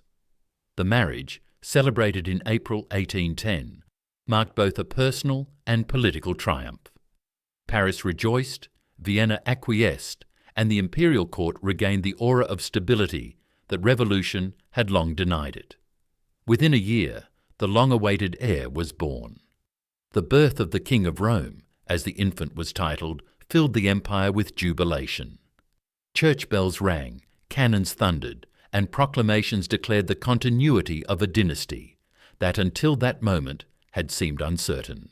For Napoleon, the sight of his son was not only joy, but confirmation, a living proof that the empire he had built from intellect and will could now claim a biological permanence. Yet even in this moment of triumph, his mind did not rest. The child symbolized what he valued most: order, continuity, and future, but also what he feared: vulnerability. He understood that inheritance, unlike conquest, could not be commanded. The Bonaparte family, once united by shared struggle, had by now become a network of thrones. Joseph ruled in Spain, Louis in Holland, Jerome in Westphalia, Elisa in Tuscany, Pauline and Caroline in Italy and Naples. To the world, this appeared as the consolidation of dynastic power. To Napoleon, it was often a source of irritation. His brothers and sisters, accustomed to independence, resisted his oversight, mistaking autonomy for sovereignty. He wrote to them with the tone of a superior officer correcting subordinates, reminding them that their crowns were not gifts, but duties. The correspondence reveals a mixture of frustration and pride. He had raised them too high to command them easily, yet too low to let them act freely. Family, for him, was an extension of empire. It required discipline, obedience, and uniformity. At home, the court flourished in ceremony. The splendour that had once seemed alien to revolutionary France became a tool of cohesion. Marble halls echoed with music and measured footsteps. Uniforms gleamed beneath chandeliers. Yet beneath the ritual, there remained a tension between appearance and essence. The emperor attended balls and reviews, but he preferred councils and reports. He dined quickly, spoke little, and worked late into the night. Those who observed him closely noticed that he seemed more restless in peace than in war. Victory had been his natural environment, the battlefield his true palace. Now, surrounded by stability, he began to search for new challenges, new affirmations of control. Europe, meanwhile, observed him with a mix of fascination and apprehension. The old monarchies, though subdued, had not accepted their eclipse. Britain remained implacable, its navy undefeated, and its trade unbroken. The Peninsular War in Spain dragged on, consuming men and resources without decisive result. Guerrilla warfare, an unfamiliar enemy to his rational system of strategy, began to erode his confidence in absolute control. Reports from Spain grew grim. Victories gained by day dissolved by night, towns captured and lost again. It was a kind of conflict that refused his logic, one that exposed the limits of military geometry when confronted with human defiance. At the same time, relations with Russia began to cool. The friendship sealed at Tilsit had never been more than conditional. The continental blockade, designed to strangle Britain's economy, strained the trade of Russia and provoked resentment in its aristocracy. Alexander I, once the admiring ally, grew cautious and distant. Diplomats exchanged reassurances, but both emperors understood that the balance was tilting toward conflict. Napoleon, accustomed to the certainty of decision, could not accept the slow corrosion of alliance. He began to prepare for war, not out of anger, but from the conviction that hesitation was more dangerous than confrontation. In the midst of this tightening web of politics and personal calculation, his daily life retained its rhythm of order. He continued to inspect schools, receive ministers, and oversee the codification of laws. Yet increasingly, his thoughts returned to the map, the great expanse of Europe that had once obeyed his commands. He saw in every border a potential threat, in every treaty a temporary truce. The empire had become both achievement and burden. To sustain its structure, he had to remain in motion, for stillness invited erosion. Those who had once admired his audacity now questioned his restlessness, but he believed that destiny did not permit repose. In 1811, as he walked through the gardens of Saint-Cloud, his son playing in the distance under the watch of attendants, he paused and looked toward the horizon. Witnesses recalled that he seemed thoughtful, almost sombre. He had achieved all that ambition could conceive: power, lineage, and the submission of nations. Yet something in his expression suggested that he knew the summit was also the edge. History, which had carried him upward through chaos and victory, would soon demand its balance. For now, though, the empire stood intact, its laws firm, its army strong, its ruler vigilant.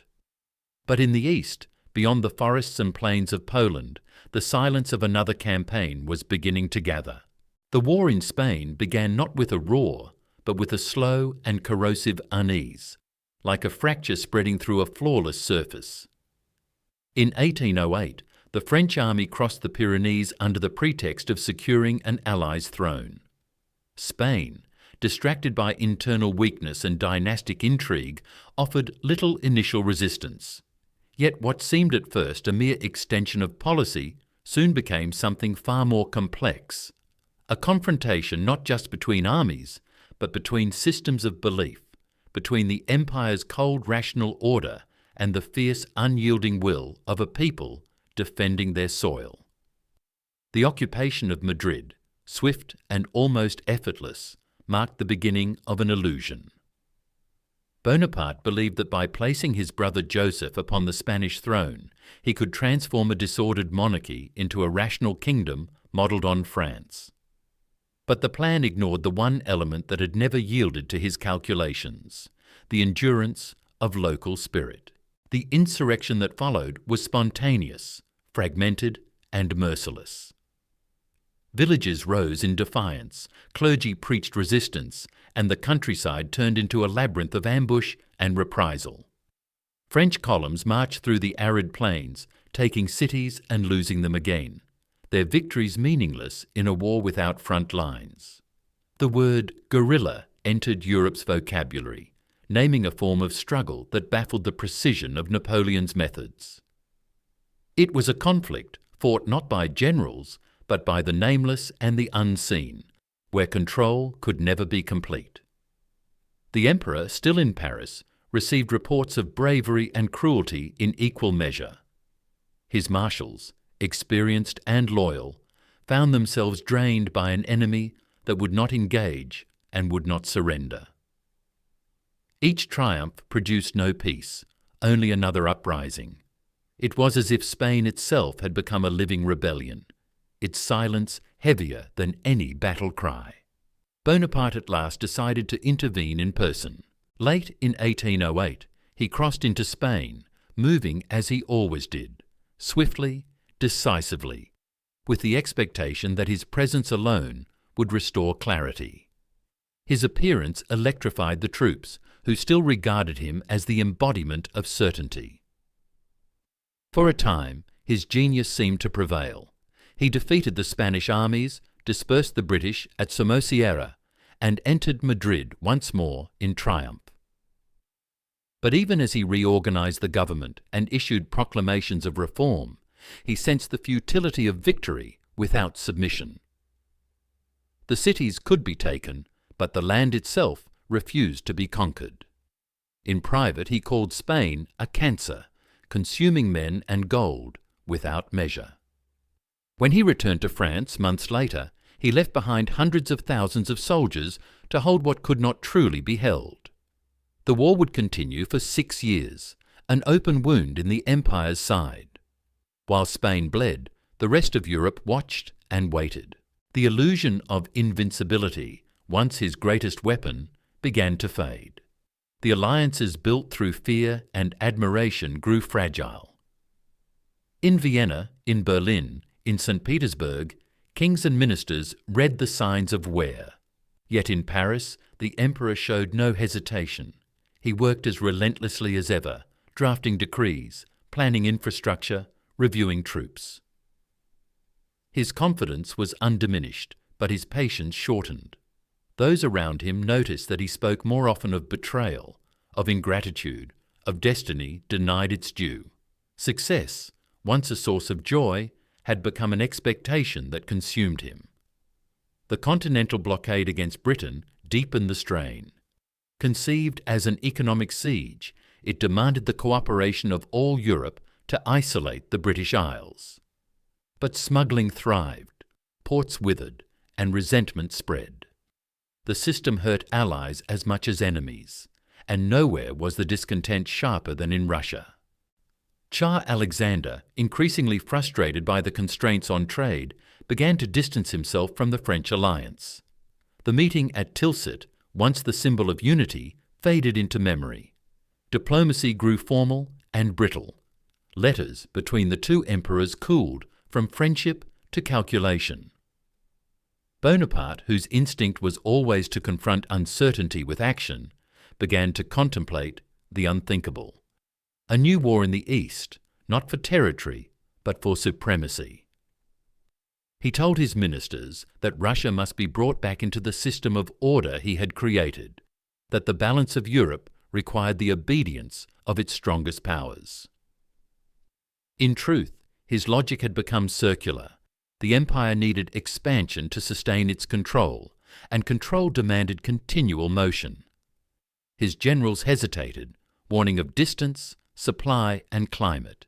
He listened, noted their concerns, and overruled them. Preparation began on a scale Europe had never seen. The Grand Army assembled from every corner of the continent, French, Polish, German, Italian, nearly 500,000 men under a single command. It was less an army than an idea, the material embodiment of his vision of unity through discipline. In the spring of 1812, as its columns gathered along the Niemen River, he rode among them with an expression that revealed neither doubt nor anticipation. The march into Russia was announced as a campaign of correction, a demonstration of strength to restore harmony. In reality, it was the beginning of dissolution. Yet in those early weeks, as the immense army advanced through forests and fields, success seemed assured. The Russian forces retreated, burning towns and crops behind them, denying battle. The land itself became an adversary, vast, silent, indifferent. Bonaparte pushed forward, convinced that a single decisive encounter would end the war. He believed, as always, in the geometry of victory, concentration, speed, and will. But the distances defied geometry.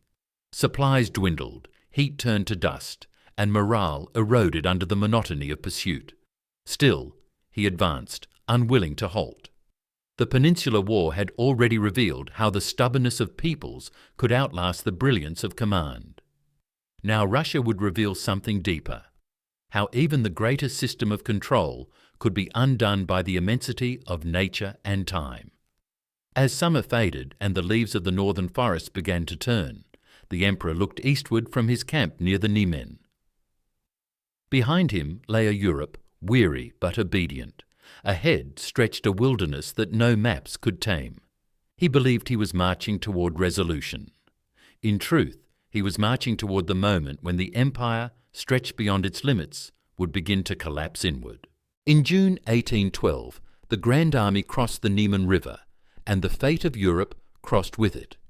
The air was warm, the sky clear, and the banners of the empire glimmered under the summer light.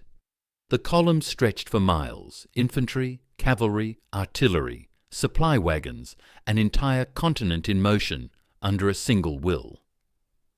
To those who watched, it seemed an unstoppable force, a procession of order against wilderness.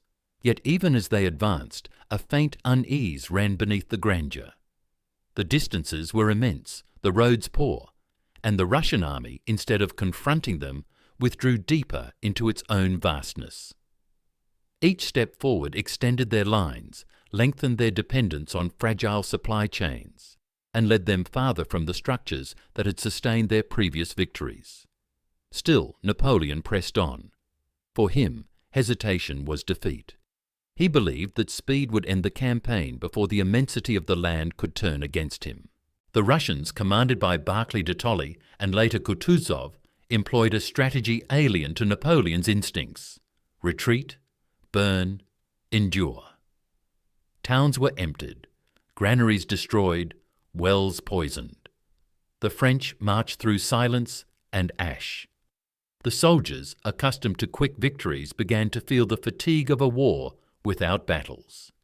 The emperor rode among them, expressionless, maintaining the appearance of certainty.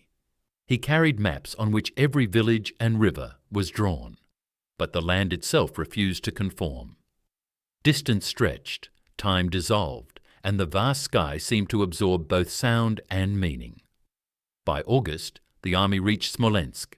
There, at last, The Russians turned to fight, but only briefly, long enough to give the impression of resistance before retreating again. The French entered the burning city to find nothing but ruin. The smoke rose over the ancient walls like a warning that the true struggle had not yet begun. Each day the soldiers expected the campaign to end, and each day it deepened. As they moved east, hunger joined exhaustion. The horses died in the mud, the wagons sank, the air thickened with dust and weariness. Men straggled from the ranks, lying by the roadside under the endless horizon. The emperor noticed everything.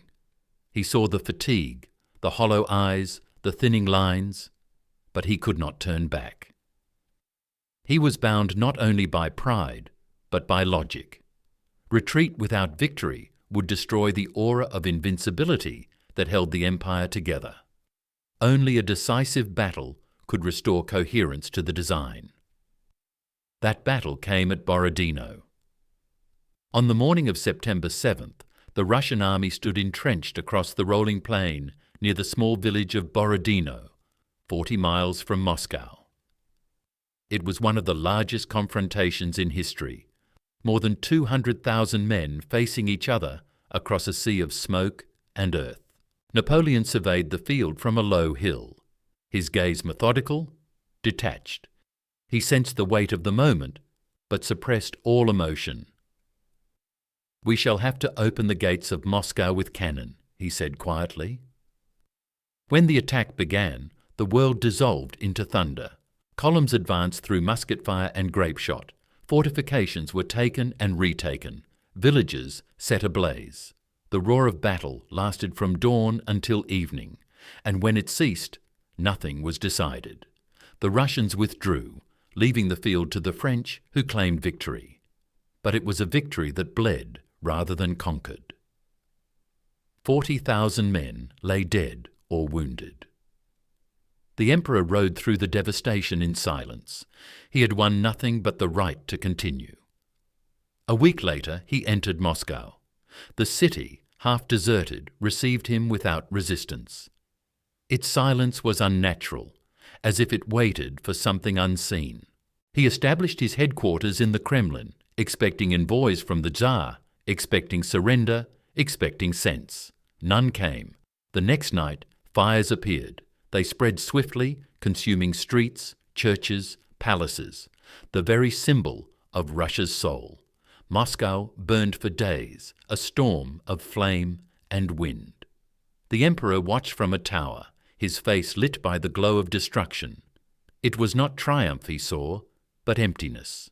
The city that should have secured his victory offered only ashes. The Russian campaign, which had begun as an act of order, now drifted into the realm of endurance and chance. For more than a month he waited for peace that never arrived.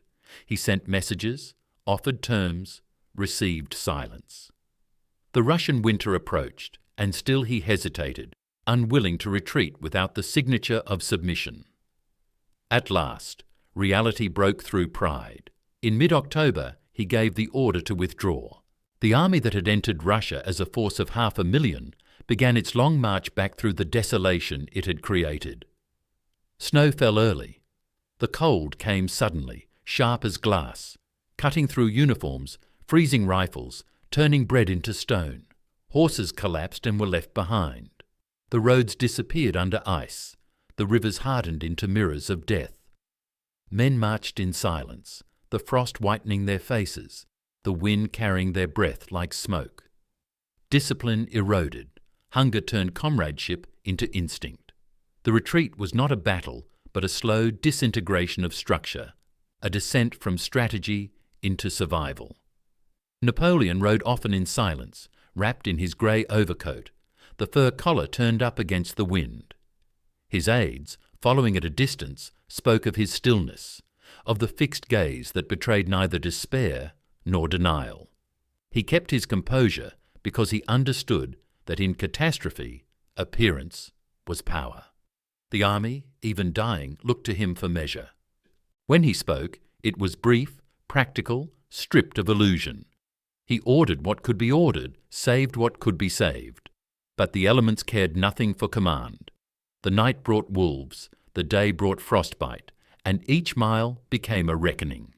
At the crossing of the Berezina River, the remnants of the Grand Army fought their last desperate action, building bridges under fire, pushing through chaos and flame.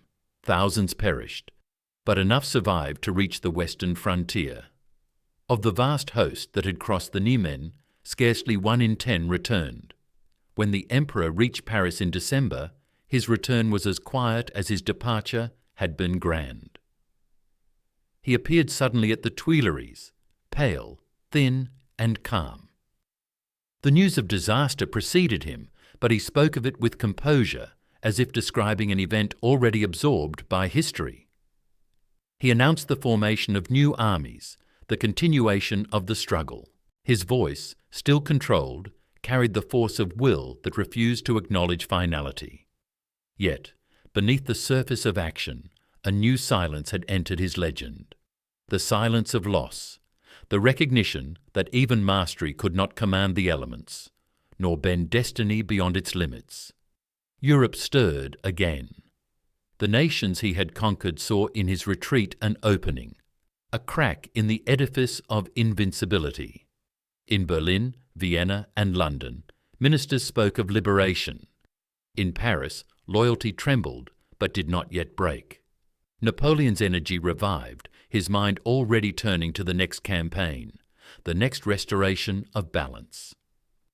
But somewhere in the depth of his thought, unspoken and inescapable, lay the knowledge that the empire had begun to consume itself. The fire that had once illuminated Europe now burned inward, feeding on the remnants of its own creation. By the spring of 1813, Europe had awakened from its long submission. The silence that had followed the Russian catastrophe was replaced by the steady murmur of preparation, as armies gathered and alliances took shape. The emperor, returning to France from the ruins of the East, found the nation weary but still obedient. The shock of defeat had not yet turned to rebellion. His presence, the sheer discipline of his will, still held the machinery of the state together. He moved swiftly, rebuilding what had been destroyed. Conscription filled new regiments, foundries worked day and night, arsenals overflowed with cannon and powder. Within months, he had forged another army, a shadow of the Grande Armée, younger, less seasoned, but animated by the same faith in the man who had led them so often to victory. His own energy, astonishing in its constancy, seemed to deny the possibility of collapse. Even his enemies remarked that Napoleon in retreat was still more formidable than any other ruler in triumph. Yet the balance of Europe had changed. Prussia, humiliated at Jena, now burned with the fever of revenge. Austria, still cautious, watched and waited. Russia advanced westward, proud but bruised. Britain, secure behind the sea, financed the coalition. Against this tide, Napoleon stood almost alone, his empire sustained by loyalty that was both admiration and habit.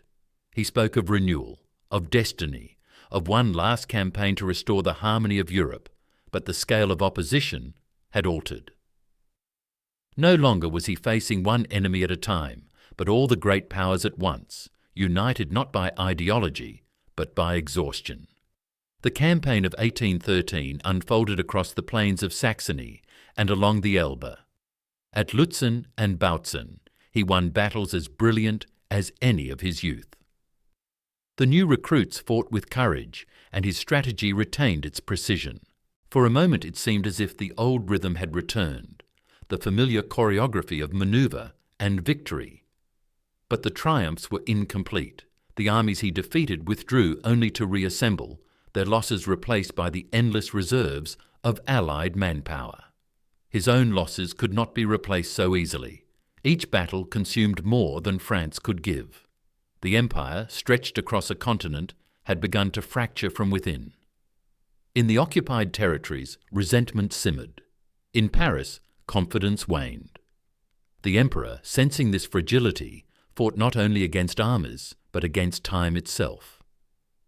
When Austria joined the coalition in the summer, the war became inevitable in its conclusion. At Dresden in August, he achieved one last great victory, defeating a superior force through the sheer velocity of his counterattack. For 2 days, under torrential rain, his genius shone with its old intensity. Yet even in triumph, the empire continued to crumble. Far from the main battlefield, his marshals were overwhelmed, their communications broken, their armies scattered. The decisive blow came at Leipzig in October, the Battle of Nations, as it would be called. Over 300,000 men faced him there, the greatest assembly of forces Europe had ever seen. For 3 days he resisted, manoeuvring with all the skill of experience, but numbers and exhaustion prevailed.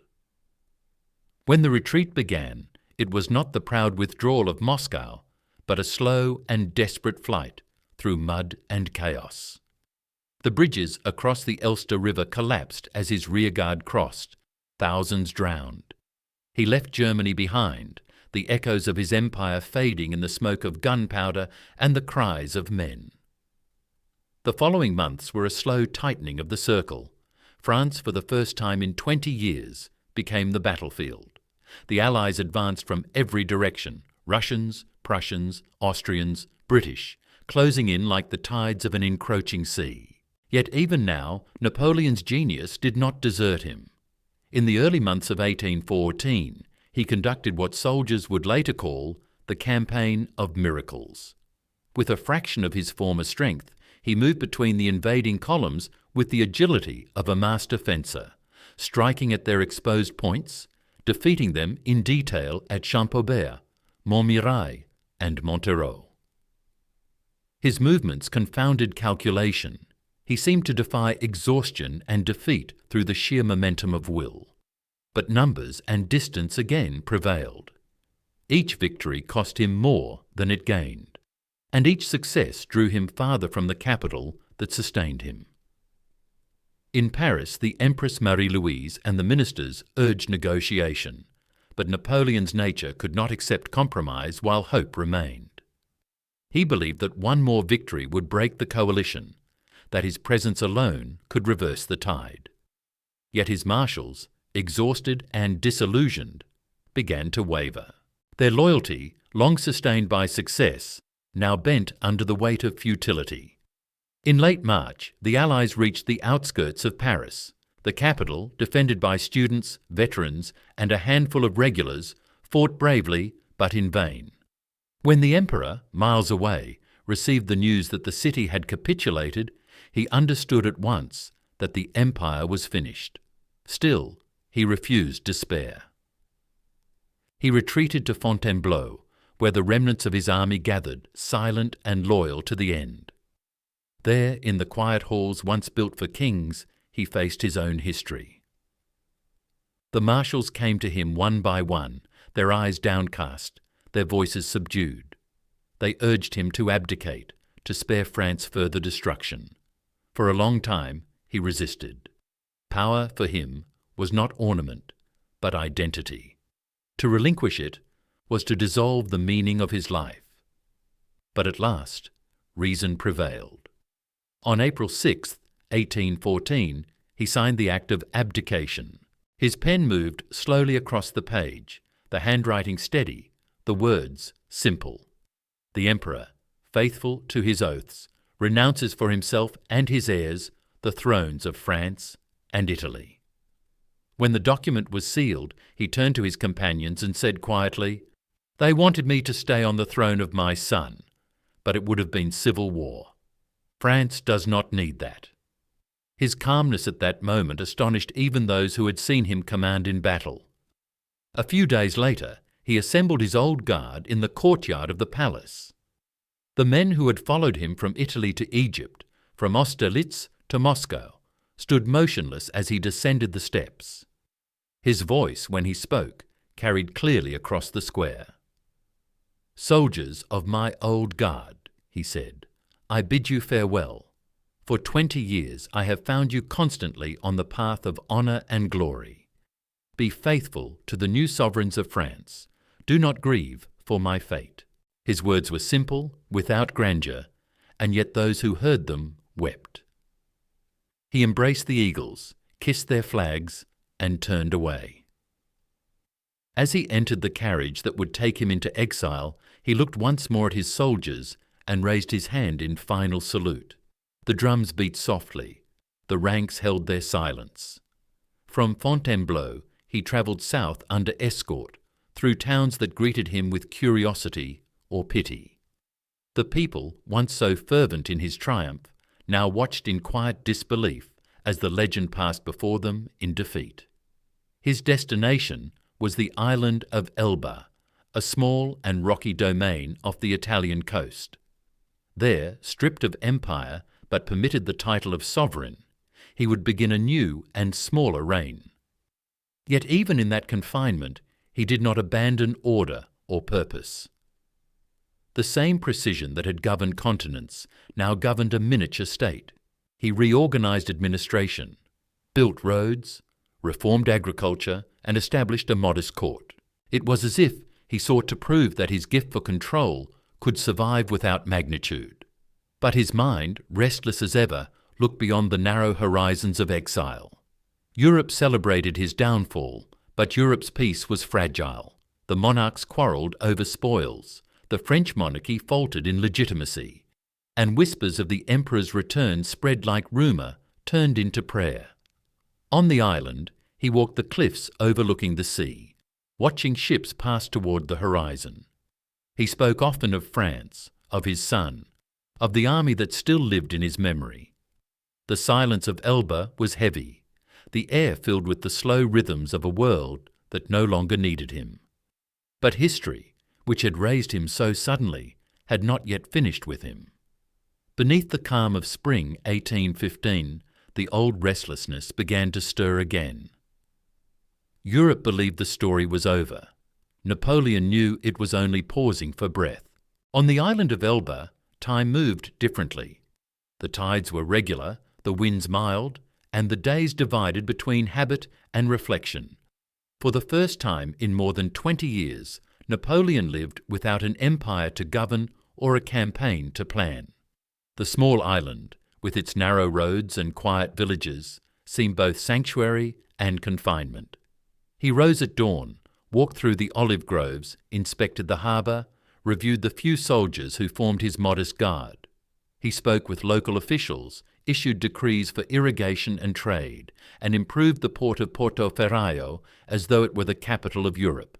His mind, incapable of idleness, imposed order upon exile. The same restless energy that had organized continents now arranged a fragment of land scarcely visible on a map. Yet no routine could silence the voice of destiny within him. The emperor, in miniature, remained the emperor still. He was surrounded by a handful of loyal companions, Bertrand, Drouot, and a few others, men who had followed him out of fidelity rather than ambition. In the evenings, they dined together, speaking of past campaigns, of Italy, of Egypt, of the snows of Russia. Sometimes he would fall silent, staring at the horizon where the sea met the sky in an unbroken line.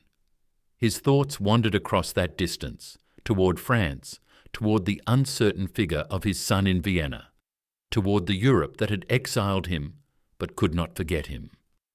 The Allies believed they had neutralized the force of his will, but the very calmness of Elba gave him space to think, to listen, to wait.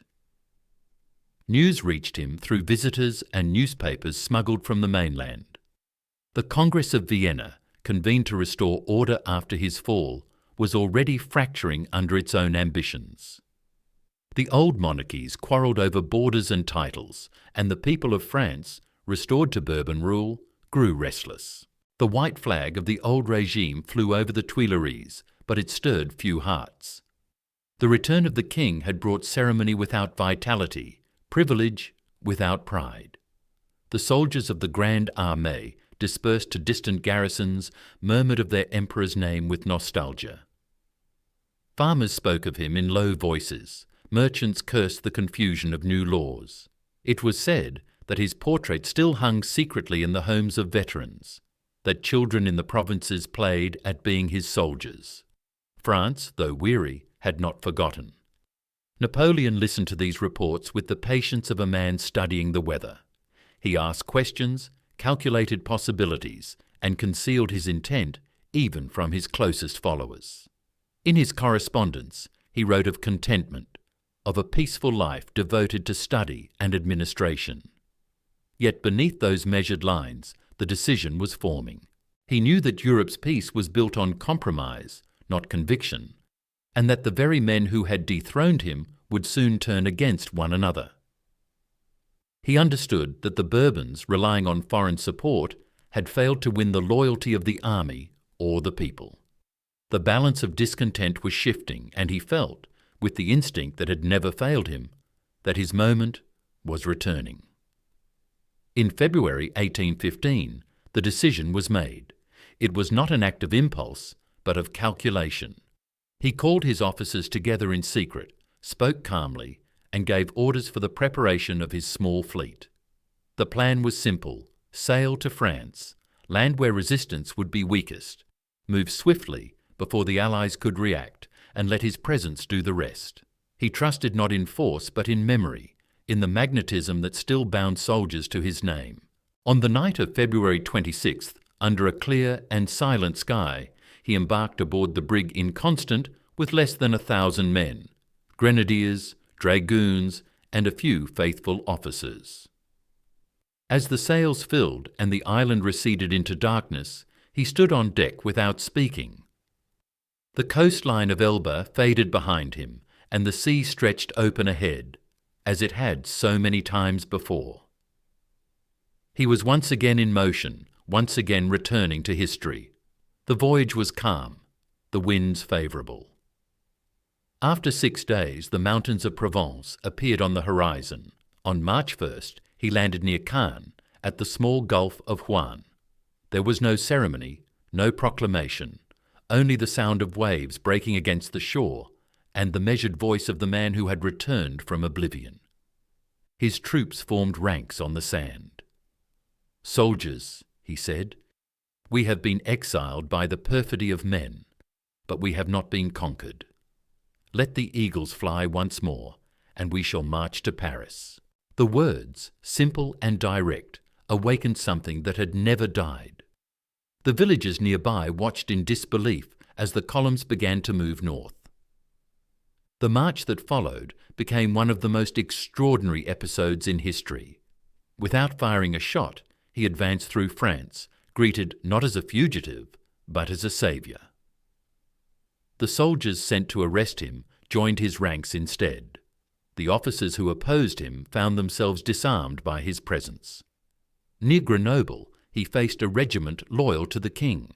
Riding forward alone, he called out to them, "If there is one among you who would shoot his emperor, let him do so." None moved. Then came the cry that would echo across the land, "Vive l'Empereur!" The army was his again, and France, sensing the return of its old rhythm, awakened as if from sleep. By the time he reached Lyon, the Restoration was collapsing. The Bourbon king fled from Paris, and the capital prepared itself for the inevitable. On March 20th, Napoleon entered the city at dusk, without escort or fanfare. The streets filled silently behind him as he rode once more to the Tuileries. Those who saw him later said he seemed unchanged, lean, pale, self-contained. He greeted the people with a slight nod, neither triumphal nor humble. He had returned not by conquest, but by memory, not by blood, but by the irresistible gravity of his legend. Thus began the 100 Days, a brief, luminous interval between ruin and renewal. In that span of weeks, he sought to reconcile what history had long held apart: empire and liberty, ambition and restraint. He promised peace, constitutional reform, an end to perpetual war. His proclamation spoke of moderation, of dignity, of France's rightful place among nations. Yet even as he wrote them, he knew that Europe would not permit his existence. The Allies, astonished but united once more, declared him an outlaw and prepared their armies. The Emperor, who had returned without firing a single musket, now prepared for the final campaign that would decide not merely his fate, but the meaning of all that had come before. Each day, as he worked in the Tuileries, issuing decrees, reviewing troops, conferring with ministers, he seemed to live in two worlds at once: the world of action, precise and relentless, and the world of reflection, where the weight of time pressed upon him. He had returned from exile to restore order, but he understood that order itself was slipping beyond control. Yet he did not waver. "France cannot live without glory," he said. And so, as spring ripened over the fields of northern Europe, the emperor prepared to march again, knowing that what awaited him was not empire, but destiny's last judgment. In the weeks that followed his return to Paris, the rhythm of government and war resumed as if it had never been broken. The city that had once celebrated his coronation now watched in silence as he took up again the machinery of command. Ministers were summoned, councils reassembled, decrees issued. Yet there was a difference, imperceptible at first, but deep in its meaning. The emperor who now sat in the Tuileries was no longer the same man who had left for Russia, or even the one who had signed his abdication at Fontainebleau. He was leaner, quieter, perhaps more introspective. The arrogance of triumph had been replaced by an urgency to reconcile, to rebuild, to prove that his power could coexist with the moderation he had so often resisted. The return from Elba had been a miracle of will. What followed required something rarer: patience. He announced a new constitution, promising civil liberty, freedom of the press, and representative government. His proclamation spoke of peace and renewal, of an end to hereditary privilege and foreign intervention. He knew that words alone could not erase years of war, but he hoped that the gesture would reassure a Europe watching with suspicion and fear. Beyond the borders of France, however, the reaction was immediate and absolute. The monarchs gathered at Vienna, startled from their negotiations, forgot their quarrels, and united once more.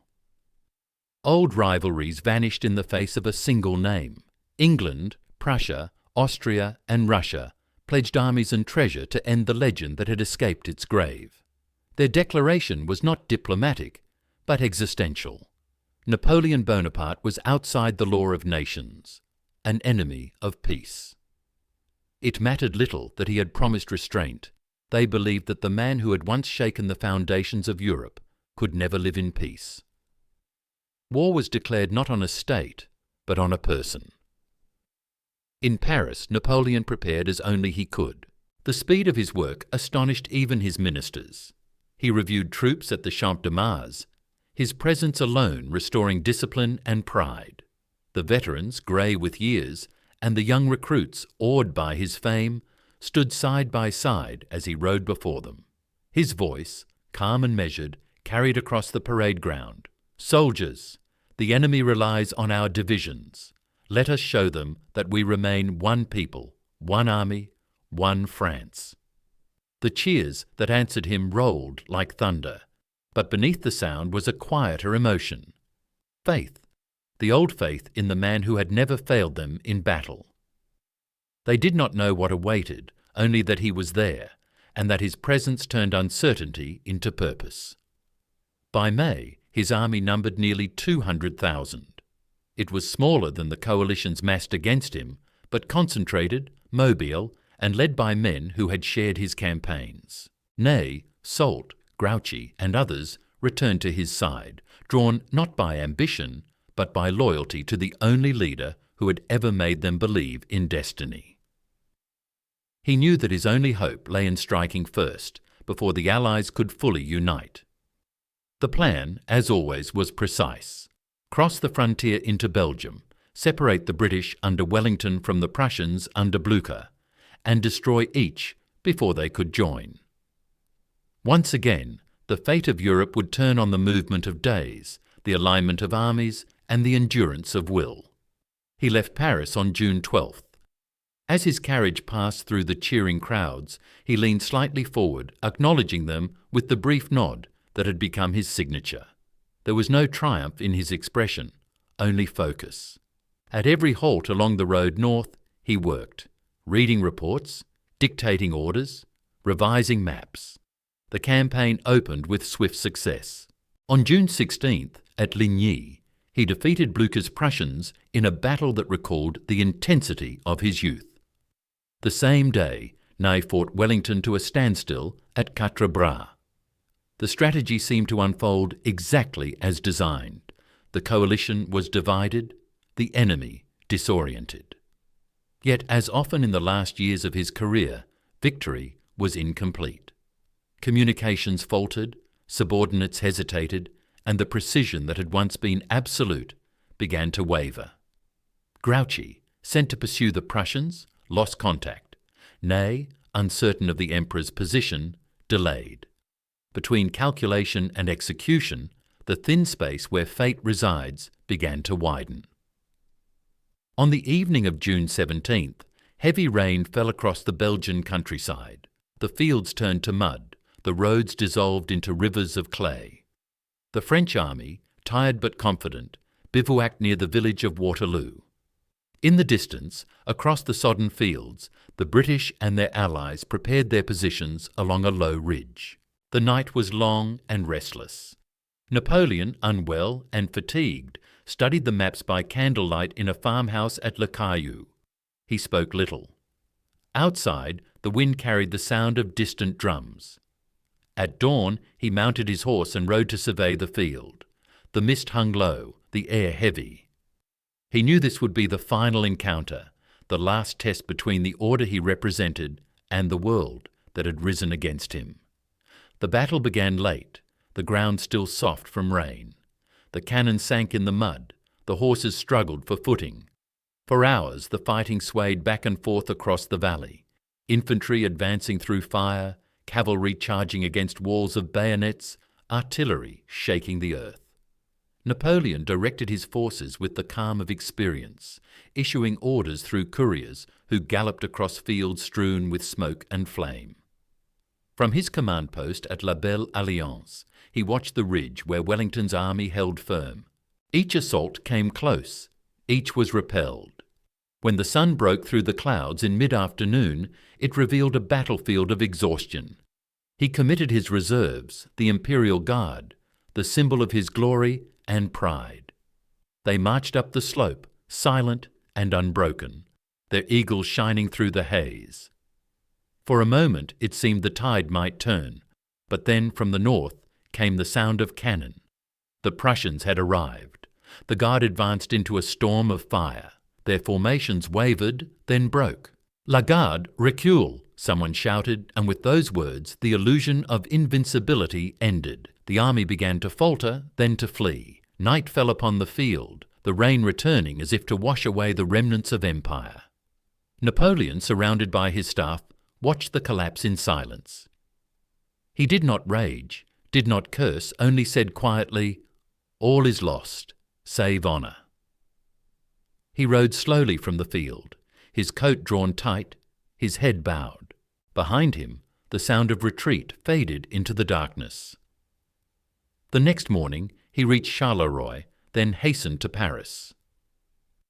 The road south was lined not with cheering crowds, but with silence.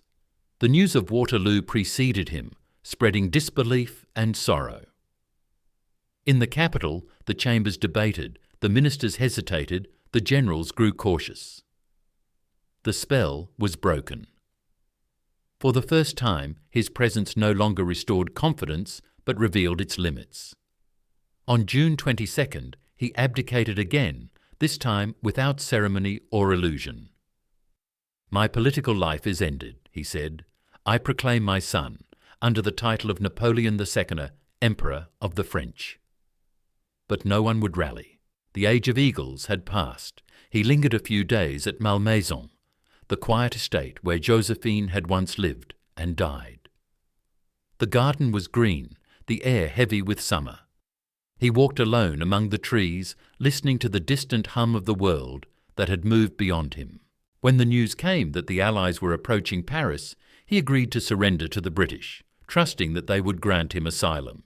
He asked for passage to America, a new world where he might live in reflection, beyond the noise of history. But history, which had carried him so far, would not release him so easily.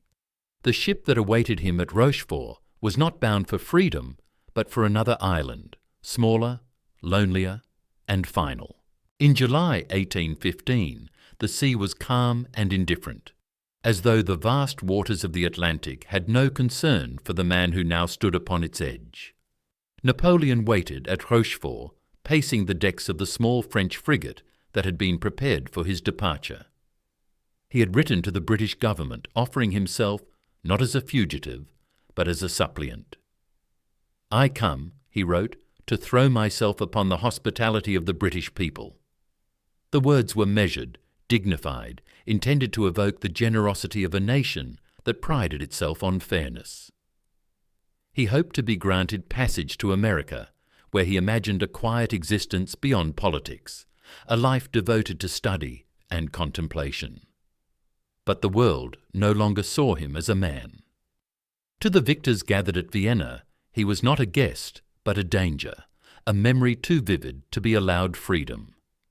When the British warship Bellerophon appeared in the harbour, its black hull rising against the horizon, it carried not liberty, but finality. He boarded the vessel on July 15th. The French shore faded slowly behind him, its line dissolving into mist. The people who watched from the port wept and waved. Some shouted blessings, others stood in silence. He acknowledged them with a slight movement of his hand, calm and expressionless. Those who stood beside him later said that he gazed long toward the land, as if fixing in his mind its outline for the last time. On the Bellerophon, the discipline of his old habits returned. He rose early, read newspapers, walked the deck in solitude. The sailors, at first awed, soon grew accustomed to him, and even the officers treated him with quiet respect. There was no triumph in his demeanour, no defiance, only a composed melancholy. He spoke courteously, avoided complaint, and gave the impression of a man who had already accepted the immensity of what had occurred. The voyage across the Channel was brief, but when the ship anchored at Plymouth, he was informed that he would not set foot on British soil. The government had decided his fate in silence. He would not live as an exile in America. He would be sent instead to a place from which no return was possible, the island of St. Helena, a remote rock in the South Atlantic, thousands of miles from Europe. When he heard the decision, he said nothing at first. Then, after a long pause, he remarked simply, "It is a death on another shore." The calm with which he spoke those words unsettled even his guards. To them, he was no longer an emperor, nor a prisoner, but something beyond definition, a man stripped of every illusion except dignity. The journey to St. Helena took more than 2 months. The ship Northumberland carried him across endless waters, the horizon unbroken for weeks. The sea, vast and featureless, seemed to erase the measure of distance and time. He spent hours on deck, watching the movement of the waves, the play of light upon the surface. He conversed with the officers, discussed geography and navigation, and sometimes recalled his own campaigns, not with pride, but with the calm of memory. Those who travelled with him noted his serenity, the absence of anger or regret. "My life," he said once, "is a novel which misfortune has closed." Yet even in defeat, the precision of his mind endured. He analysed his own downfall as if it belonged to another, weighing causes, assigning blame, seeking patterns in the ruin. The man who had once commanded nations now commanded only his thoughts. In October 1815, St. Helena appeared on the horizon, a dark outline rising from the ocean, steep cliffs crowned by clouds. The island was small, isolated and windswept, a fragment of volcanic rock far from any continent. The British had chosen it precisely for that reason. Its remoteness was security enough. No army, no fleet could approach unnoticed. When Napoleon first saw it, he said nothing, but those near him thought they saw a flicker of disbelief in his eyes, as though even now he could not quite imagine that this desolate place was to be the end of his long road. He was taken ashore at Jamestown and escorted up a winding path into the interior. The house prepared for him, Longwood, stood on a high plateau exposed to wind and rain. It was damp, uncomfortable, and far from the sea. There, under the supervision of the British governor, Sir Hudson Lowe, the exile began. Life at Longwood settled into routine. The mornings were spent reading and dictating memoirs to his companions, Bertrand, Montholon, Gourgat, and Lascasse. Together, they reconstructed the story of his life, the campaigns, the laws, the revolutions. He spoke with clarity and restraint, avoiding bitterness, sometimes even irony. He referred to himself in the third person as if observing his own existence from a distance. "They will not understand me now," he said, "but they will one day."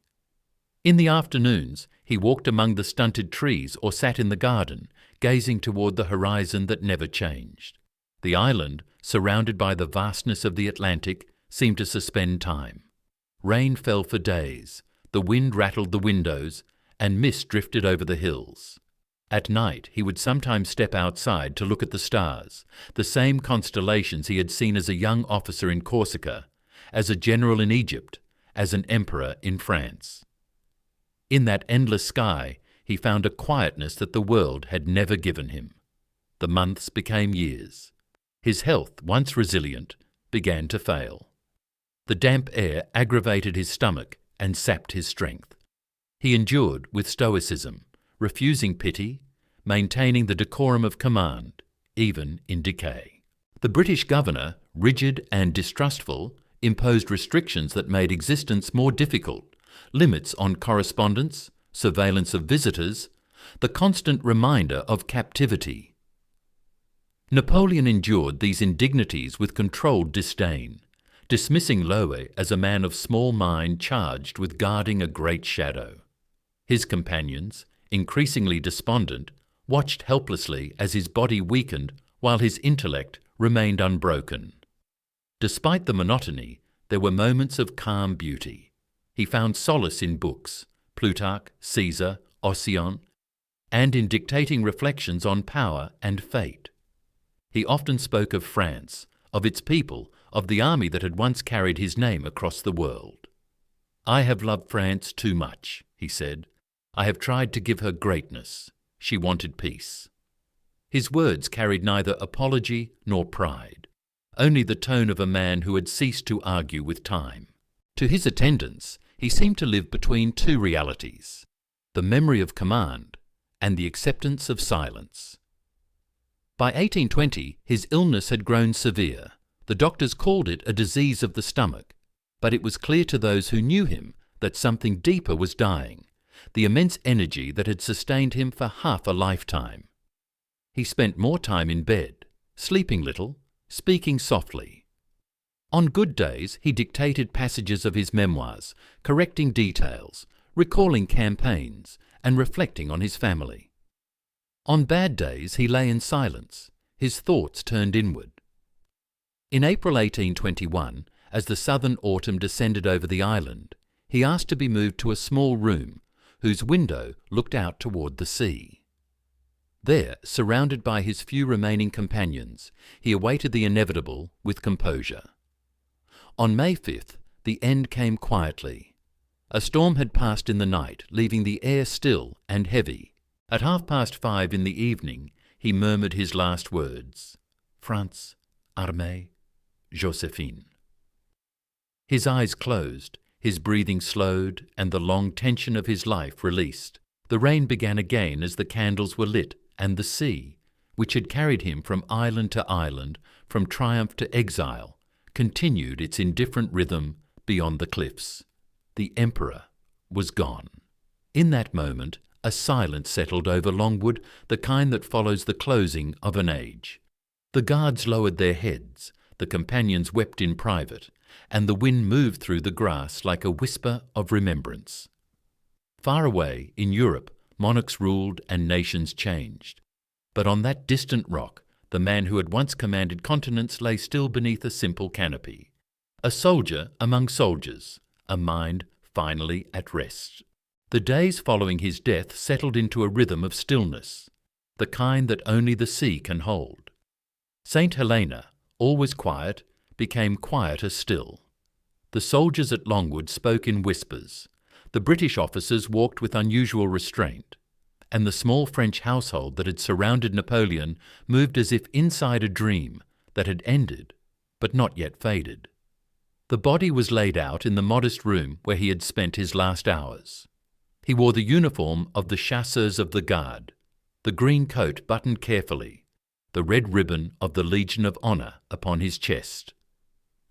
On the table beside him rested a few personal relics, his sword, a locket containing Josephine's hair, and a small crucifix. The island's chaplain read prayers in Latin, the same language of empire that had once echoed through Europe, now reduced to a murmur over a single bed. The burial took place 2 days later in a small valley below Longwood, shaded by willows and open to the distant sound of the ocean. The coffin, covered by the French flag, was carried by soldiers who had once served him in war and now bore him to rest. There were no crowds, no ceremonies of state, only the wind, the earth, and a handful of men who had followed him to the edge of the world. The British fired a final salute. The echoes rolled across the cliffs and faded into the sea. The grave was left unmarked by name at his own request. "I wish to sleep on the banks of the ocean," he had said, "with France always before my eyes." And there he lay, beneath the soft rise of grass, the waves breaking in the distance, like the breath of history itself. News of his death reached Europe weeks later, carried by ships and rumours. At first, the world received it with indifference, almost disbelief. Monarchs continued their correspondence, ministers their negotiations. But as the months passed, the silence around his name began to fill with memory. Newspapers reprinted his words, memoirs of his soldiers circulated, and the people who had once feared him began to speak of him with a kind of reverence. The same governments that had condemned him as a usurper now found their own subjects comparing every ruler to the measure of his legend. He had ceased to be a man and had become a mirror in which the age saw both its greatness and its contradictions. At Longwood, the small French colony preserved his memory with ritual care. Bertrand kept his papers in order, Montholon transcribed his dictated reflections, and the garden was tended as if he might return at any moment. Las Cases, before being expelled from the island, had already begun to publish the Mémorial de Sainte-Hélène, a record of conversations that transformed exile into philosophy. Through those pages, Napoleon's voice seemed to live again, calm, lucid, reflective. He spoke not of conquests, but of causes, not of battles, but of ideas. To those who read it, he appeared less as the conqueror of Europe than as a witness to its transformation, a man who had embodied its revolutions, its contradictions, its hunger for order, and its yearning for liberty. The legend that had begun on Corsica and reached its height at Austerlitz found its final form in a book written on a distant island, where power had become thought. In France, the years passed under different rulers and different flags, yet the memory of the empire endured. Veterans gathered in taverns and on village greens, telling their children of the campaigns that had carried them across the world. They spoke of the little corporal who had shared their bread, who had known their names, who had led them not as a king commands, but as a soldier leads his brothers. The tricolour, banned for a time, returned in secret processions. The imperial eagle, once feared, became a symbol of pride. Even those who had suffered under his wars could not escape the fascination of his will. He had given France, and perhaps Europe itself, the sense that history could be shaped by the force of a single mind. In 1840, nearly 20 years after his death, the French government obtained permission from Britain to bring his remains home. The decision, carried out under King Louis-Philippe, was not only an act of reconciliation, but of acknowledgement that the memory of Napoleon belonged not to politics, but to the nation. A French frigate, La Belle Poule, sailed to Sainte Helena, escorted by solemn ceremony. When the coffin was opened, those present noted that the features within had been preserved by time and climate as if untouched by decay. The islanders watched in silence as the procession descended from the Valley of Willows to the harbour, the coffin draped once more in the tricolour. The sea, which had carried him to exile, now bore him home.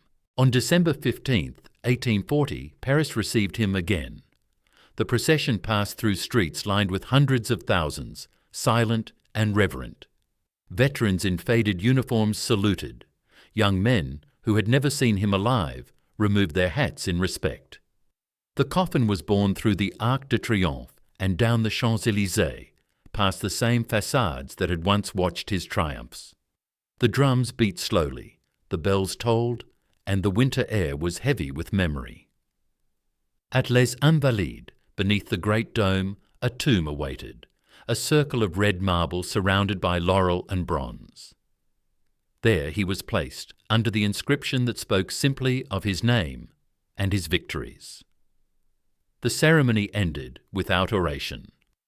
France had no words left equal to what he had become. From that day, Napoleon belonged as much to legend as to history. Writers, painters, and philosophers took him as their subject. Some saw in him the saviour of order after chaos, others the destroyer of peace. For some, he was the modern Caesar. For others, the last romantic hero, undone by the very scale of his vision. Yet all agreed that his life had changed the measure of what one man could do. The systems he built, the code, the administration, the meritocracy, outlived him, shaping Europe long after his armies had vanished. His defeats, as much as his victories, taught the world that greatness carries its own punishment, that the flame which illuminates also consumes.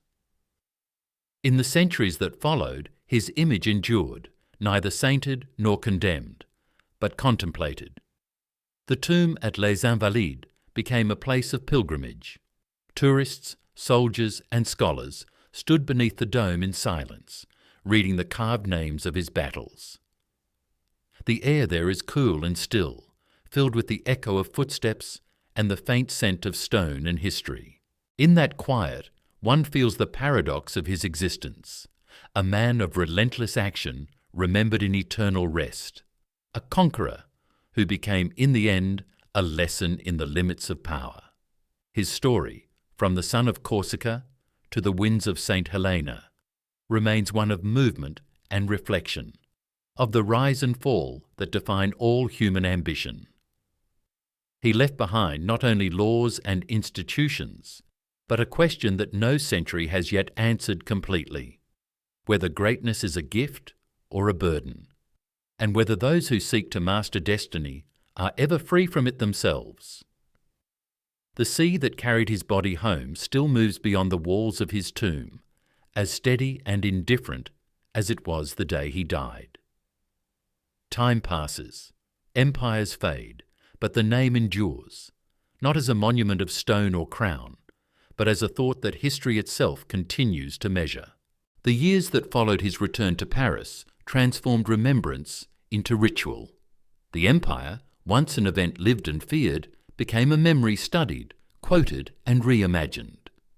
In the salons of Paris and the academies of Europe, scholars debated his meaning as though he were not a man who had lived, but an idea that history itself had produced. The soldiers of his generation were dying now, their stories fading into legend. But in every village of France, the memory of the campaign still lingered. Old men would lift their grandchildren onto their knees and speak softly of distant places. Marengo, Austerlitz, Wagram, names that shimmered in memory more brightly than in fact. For them, Napoleon had not been a conqueror so much as a measure of time, the rhythm by which their lives had been marked. The France that had followed him from the Alps to Moscow now followed his ghost through books, paintings, and quiet reverence. Romantic writers found in him a subject as vast as their own age. They saw in his rise and fall the mirror of human striving, the will that builds, and the destiny that breaks. Some condemned him as the embodiment of ambition. Others exalted him as the man who had given form to an era of chaos. Victor Hugo, Chateaubriand, Stendhal, Byron all wrestled with his image, unable to escape it. He was not merely a political figure, but a symbol through which they examined their own century's contradictions: liberty and order, genius and tyranny, solitude and fame. Each generation remade him according to its need. To the Romantics, he was the tragic hero. To the Liberals, the reformer betrayed by his own power. To the Conservatives, the punishment of revolution. The man had died, but the argument around him lived on, as persistent as the tides that broke against St. Helena's cliffs. In the France of the 19th century, his legacy became part of national identity.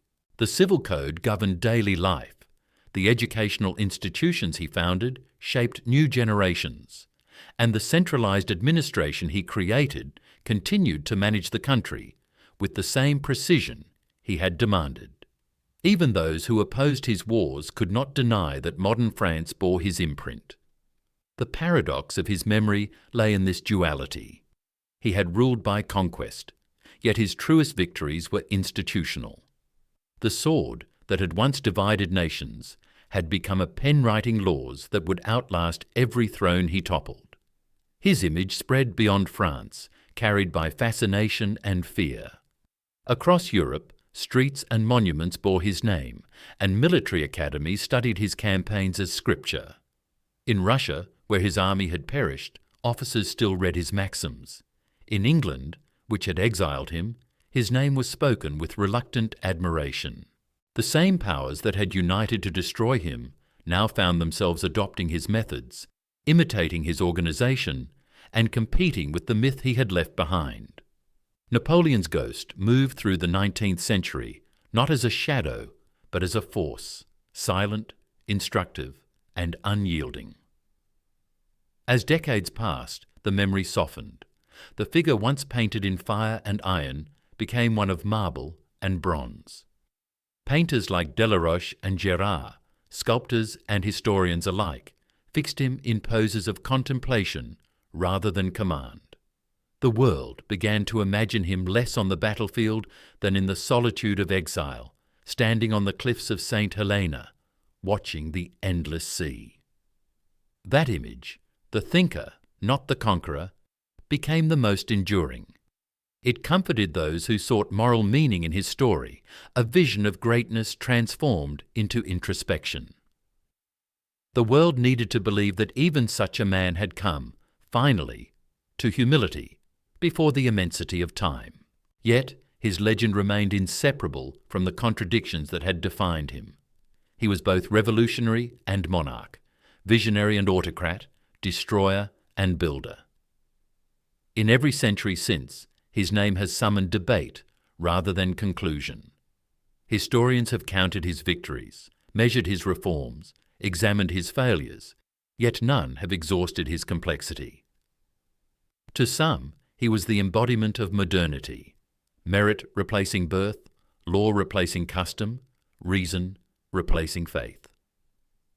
To others, he was the last figure of the ancient world, a Caesar reborn in an age that still dreamed of destiny. Both are true, and in their tension lies the reason he endures. In time, the boy from Corsica became the centre of a vast constellation of memory. On the island of his birth, the house where he had been born was preserved as a shrine. In Paris, his tomb beneath the dome of Les Invalides drew travellers from every nation. They came not merely to honour him, but to measure themselves against the scale of his life. Standing before the circular sarcophagus of red marble, visitors felt the strange calm that history sometimes bestows on those who have once commanded it. The whisper of footsteps around the crypt seemed like an echo of the marches that had once shaken Europe. The silence was not mourning, but recognition. Outside the walls of the tomb, the city continued as it always had. The Seine flowed past the bridges he had built. The streets still bore the administrative order he had imposed. The institutions he had founded educated children who learned his name as both glory and warning. France had long since become a different country. Republic again, empire again, republic once more. But his presence remained like a foundation stone buried deep in its structure. The man who had once sought to rule the world had succeeded, perhaps, in shaping a civilization. As the 19th century gave way to the 20th, and the world he had known vanished beneath new wars and new empires, his shadow persisted. Generals studied his campaigns, revolutionaries quoted his words, and ordinary people, confronted by the chaos of modern times, still turned to his story as proof that human will could momentarily bend the course of history. He became less a figure of the past than a reference point for all ambition that followed. The modern world, in its restless striving, continued to measure itself against the pattern he had left, the fusion of intellect and energy, of vision and control, of triumph and ruin. And so his legend lived, not because of what he conquered, but because of what he represented, the unending tension between destiny and choice. The sea that had confined him now serves as his metaphor, vast, ungovernable, reflecting both the calm and the storm of human nature. History moves on, new powers rise and fall, but his name remains suspended between reverence and question.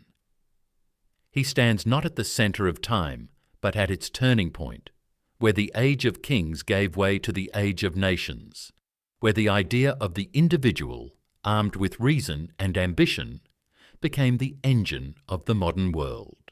2 centuries have passed, and yet the figure of Napoleon remains suspended between myth and memory, a solitary presence in the imagination of the modern world. He stands at the junction between the old Europe of kings and the new Europe of nations, between divine right and human will. His story, though complete in time, continues to move through history like a current beneath calm water. It is told and retold not only as the chronicle of a man's life, but as a reflection on what power, genius, and ambition can make of a single human being. Every generation finds in him a different meaning, the visionary who brought law and order to a continent, the tyrant who sacrificed peace for pride, the man of reason who bowed finally before the unreason of fate. Each interpretation reveals less about him and more about the age that speaks it. To those who lived after him, Napoleon embodied possibility itself. He rose not from privilege, but from intellect and will, proving that the world could still be shaped by talent rather than birth. He carried with him the ideals of the Revolution: merit, equality before the law, the sovereignty of reason. And yet, in fulfilling them, he betrayed their spirit. He replaced anarchy with stability, but also liberty with control. His reign was the triumph of order over chaos, but it was an order sustained by endless war. He dreamed of a Europe united under rational administration, but the cost of that dream was exhaustion and ruin. And so his life became the perfect paradox of modernity: progress and destruction, vision and vanity, coexisting in the same moment, in the same man. The scale of his achievements still defies measure. The code he gave to France survives in law. The administrative structure he designed remains the foundation of governments far beyond his own land. His reforms in education, finance, and civil service created the framework of the modern state. Yet his armies marched across the continent, leaving behind both institutions and graves, both civilization and sorrow. He transformed Europe more completely than any monarch before him, but he could not control the consequence of that transformation. The very nationalism he awakened in others would, in the decades after his fall, reshape the world in ways he never intended. The map he drew in conquest dissolved into new nations, new revolutions, new wars. In this, he was both author and victim of history's continuity, a man who sought permanence in a universe of change. Those who study him find not just the details of campaigns and treaties, but the anatomy of human will. In the arc of his life, from the narrow streets of Ajaccio to the wide plains of Austerlitz, from the glitter of coronation to the solitude of exile. There lies the full spectrum of ambition's power and its price. He possessed a mind that saw structure where others saw chaos, a memory that could hold entire battlefields, a clarity that reduced politics to geometry. But he also carried the loneliness of genius, the isolation of one who commands too much. He sought love, but replaced it with loyalty, friendship, but replaced it with obedience. Even his victories separated him from the world, until the summit he reached became its own imprisonment. In his last years on St. Helena, he seemed to understand this truth, that conquest had not freed him, but bound him more tightly to the illusions that had once sustained him. His death did not end his story, because his story was never simply about power. It was about the longing for mastery that lies within every age. He revealed how fragile the boundary is between creation and domination, between reform and empire. His rise gave the modern world its shape. His fall gave it its warning. The echo of his name reminds each generation that reason without restraint becomes tyranny, and that ambition without humility ends in solitude. And yet he continues to inspire because he remains recognizably human, flawed, restless, courageous, capable of both cruelty and compassion. He was the measure of what man can achieve when belief in his own destiny outweighs all doubt. The world he left behind has changed beyond recognition. Nations have risen and fallen. The weapons of conquest have grown more terrible and more precise. Yet when modern states govern by law, when merit challenges birth, when the individual stands against the weight of circumstance, his shadow is there. The order he imposed on France became the template for governments that followed. The myth he inspired became the language of ambition across the globe. Every modern leader, whether in the barracks or the parliament, carries some fragment of his image, consciously imitating him or striving to escape him. History moves forward, but the pattern he drew upon it remains visible, faint, but indelible, like the outline of a continent beneath changing tides. In the end, Napoleon's life is less a story than a mirror. It reflects the enduring questions that define humanity. Can the force of one mind alter the course of history? Can power be used without being corrupted by it? Is greatness compatible with peace? His life offered no answers, only evidence. He rose by the strength of intellect and will, and he fell by the same means. His genius was to see clearly the possibilities of his age. His tragedy was to believe that he alone could fulfill them. Between those two poles, vision and delusion, he lived and died, leaving behind not certainty, but reflection. Today, beneath the dome of Les Invalides, he lies in silence, encircled by the names of his battles and the faint echo of footsteps from visitors who come not to worship, but to wonder. The light from the high windows falls softly on the marble, and in that stillness, the centuries seem to fold together. Outside, Paris continues with the same pulse it knew in his time, the sound of the Seine, the movement of people, the life of a nation he once ruled and forever changed. The man who had commanded armies and altered the destinies of empires now commands only contemplation. He belongs to the timeless company of those whose lives remind us of history's scale and of the fragility of human greatness before the passing of time. His name remains what it was at the beginning, a paradox and a question. He rose to power through revolution, crowned himself emperor amid the ruins of kings, and died a prisoner watched by his enemies. Yet through every transformation, he remained unmistakably himself, driven by the belief that thought and will could master the world. He proved that they could, but only for a moment. That moment still endures, suspended in memory, between light and shadow, between triumph and loss. It is the measure of all ambition that came after him, the reminder that even those who seem to shape the course of history are, in the end, shaped by it. And so, the story closes where it began, not with the clash of armies or the splendour of empire, but with the silence of reflection and the endless horizon beyond which his legend continues to move.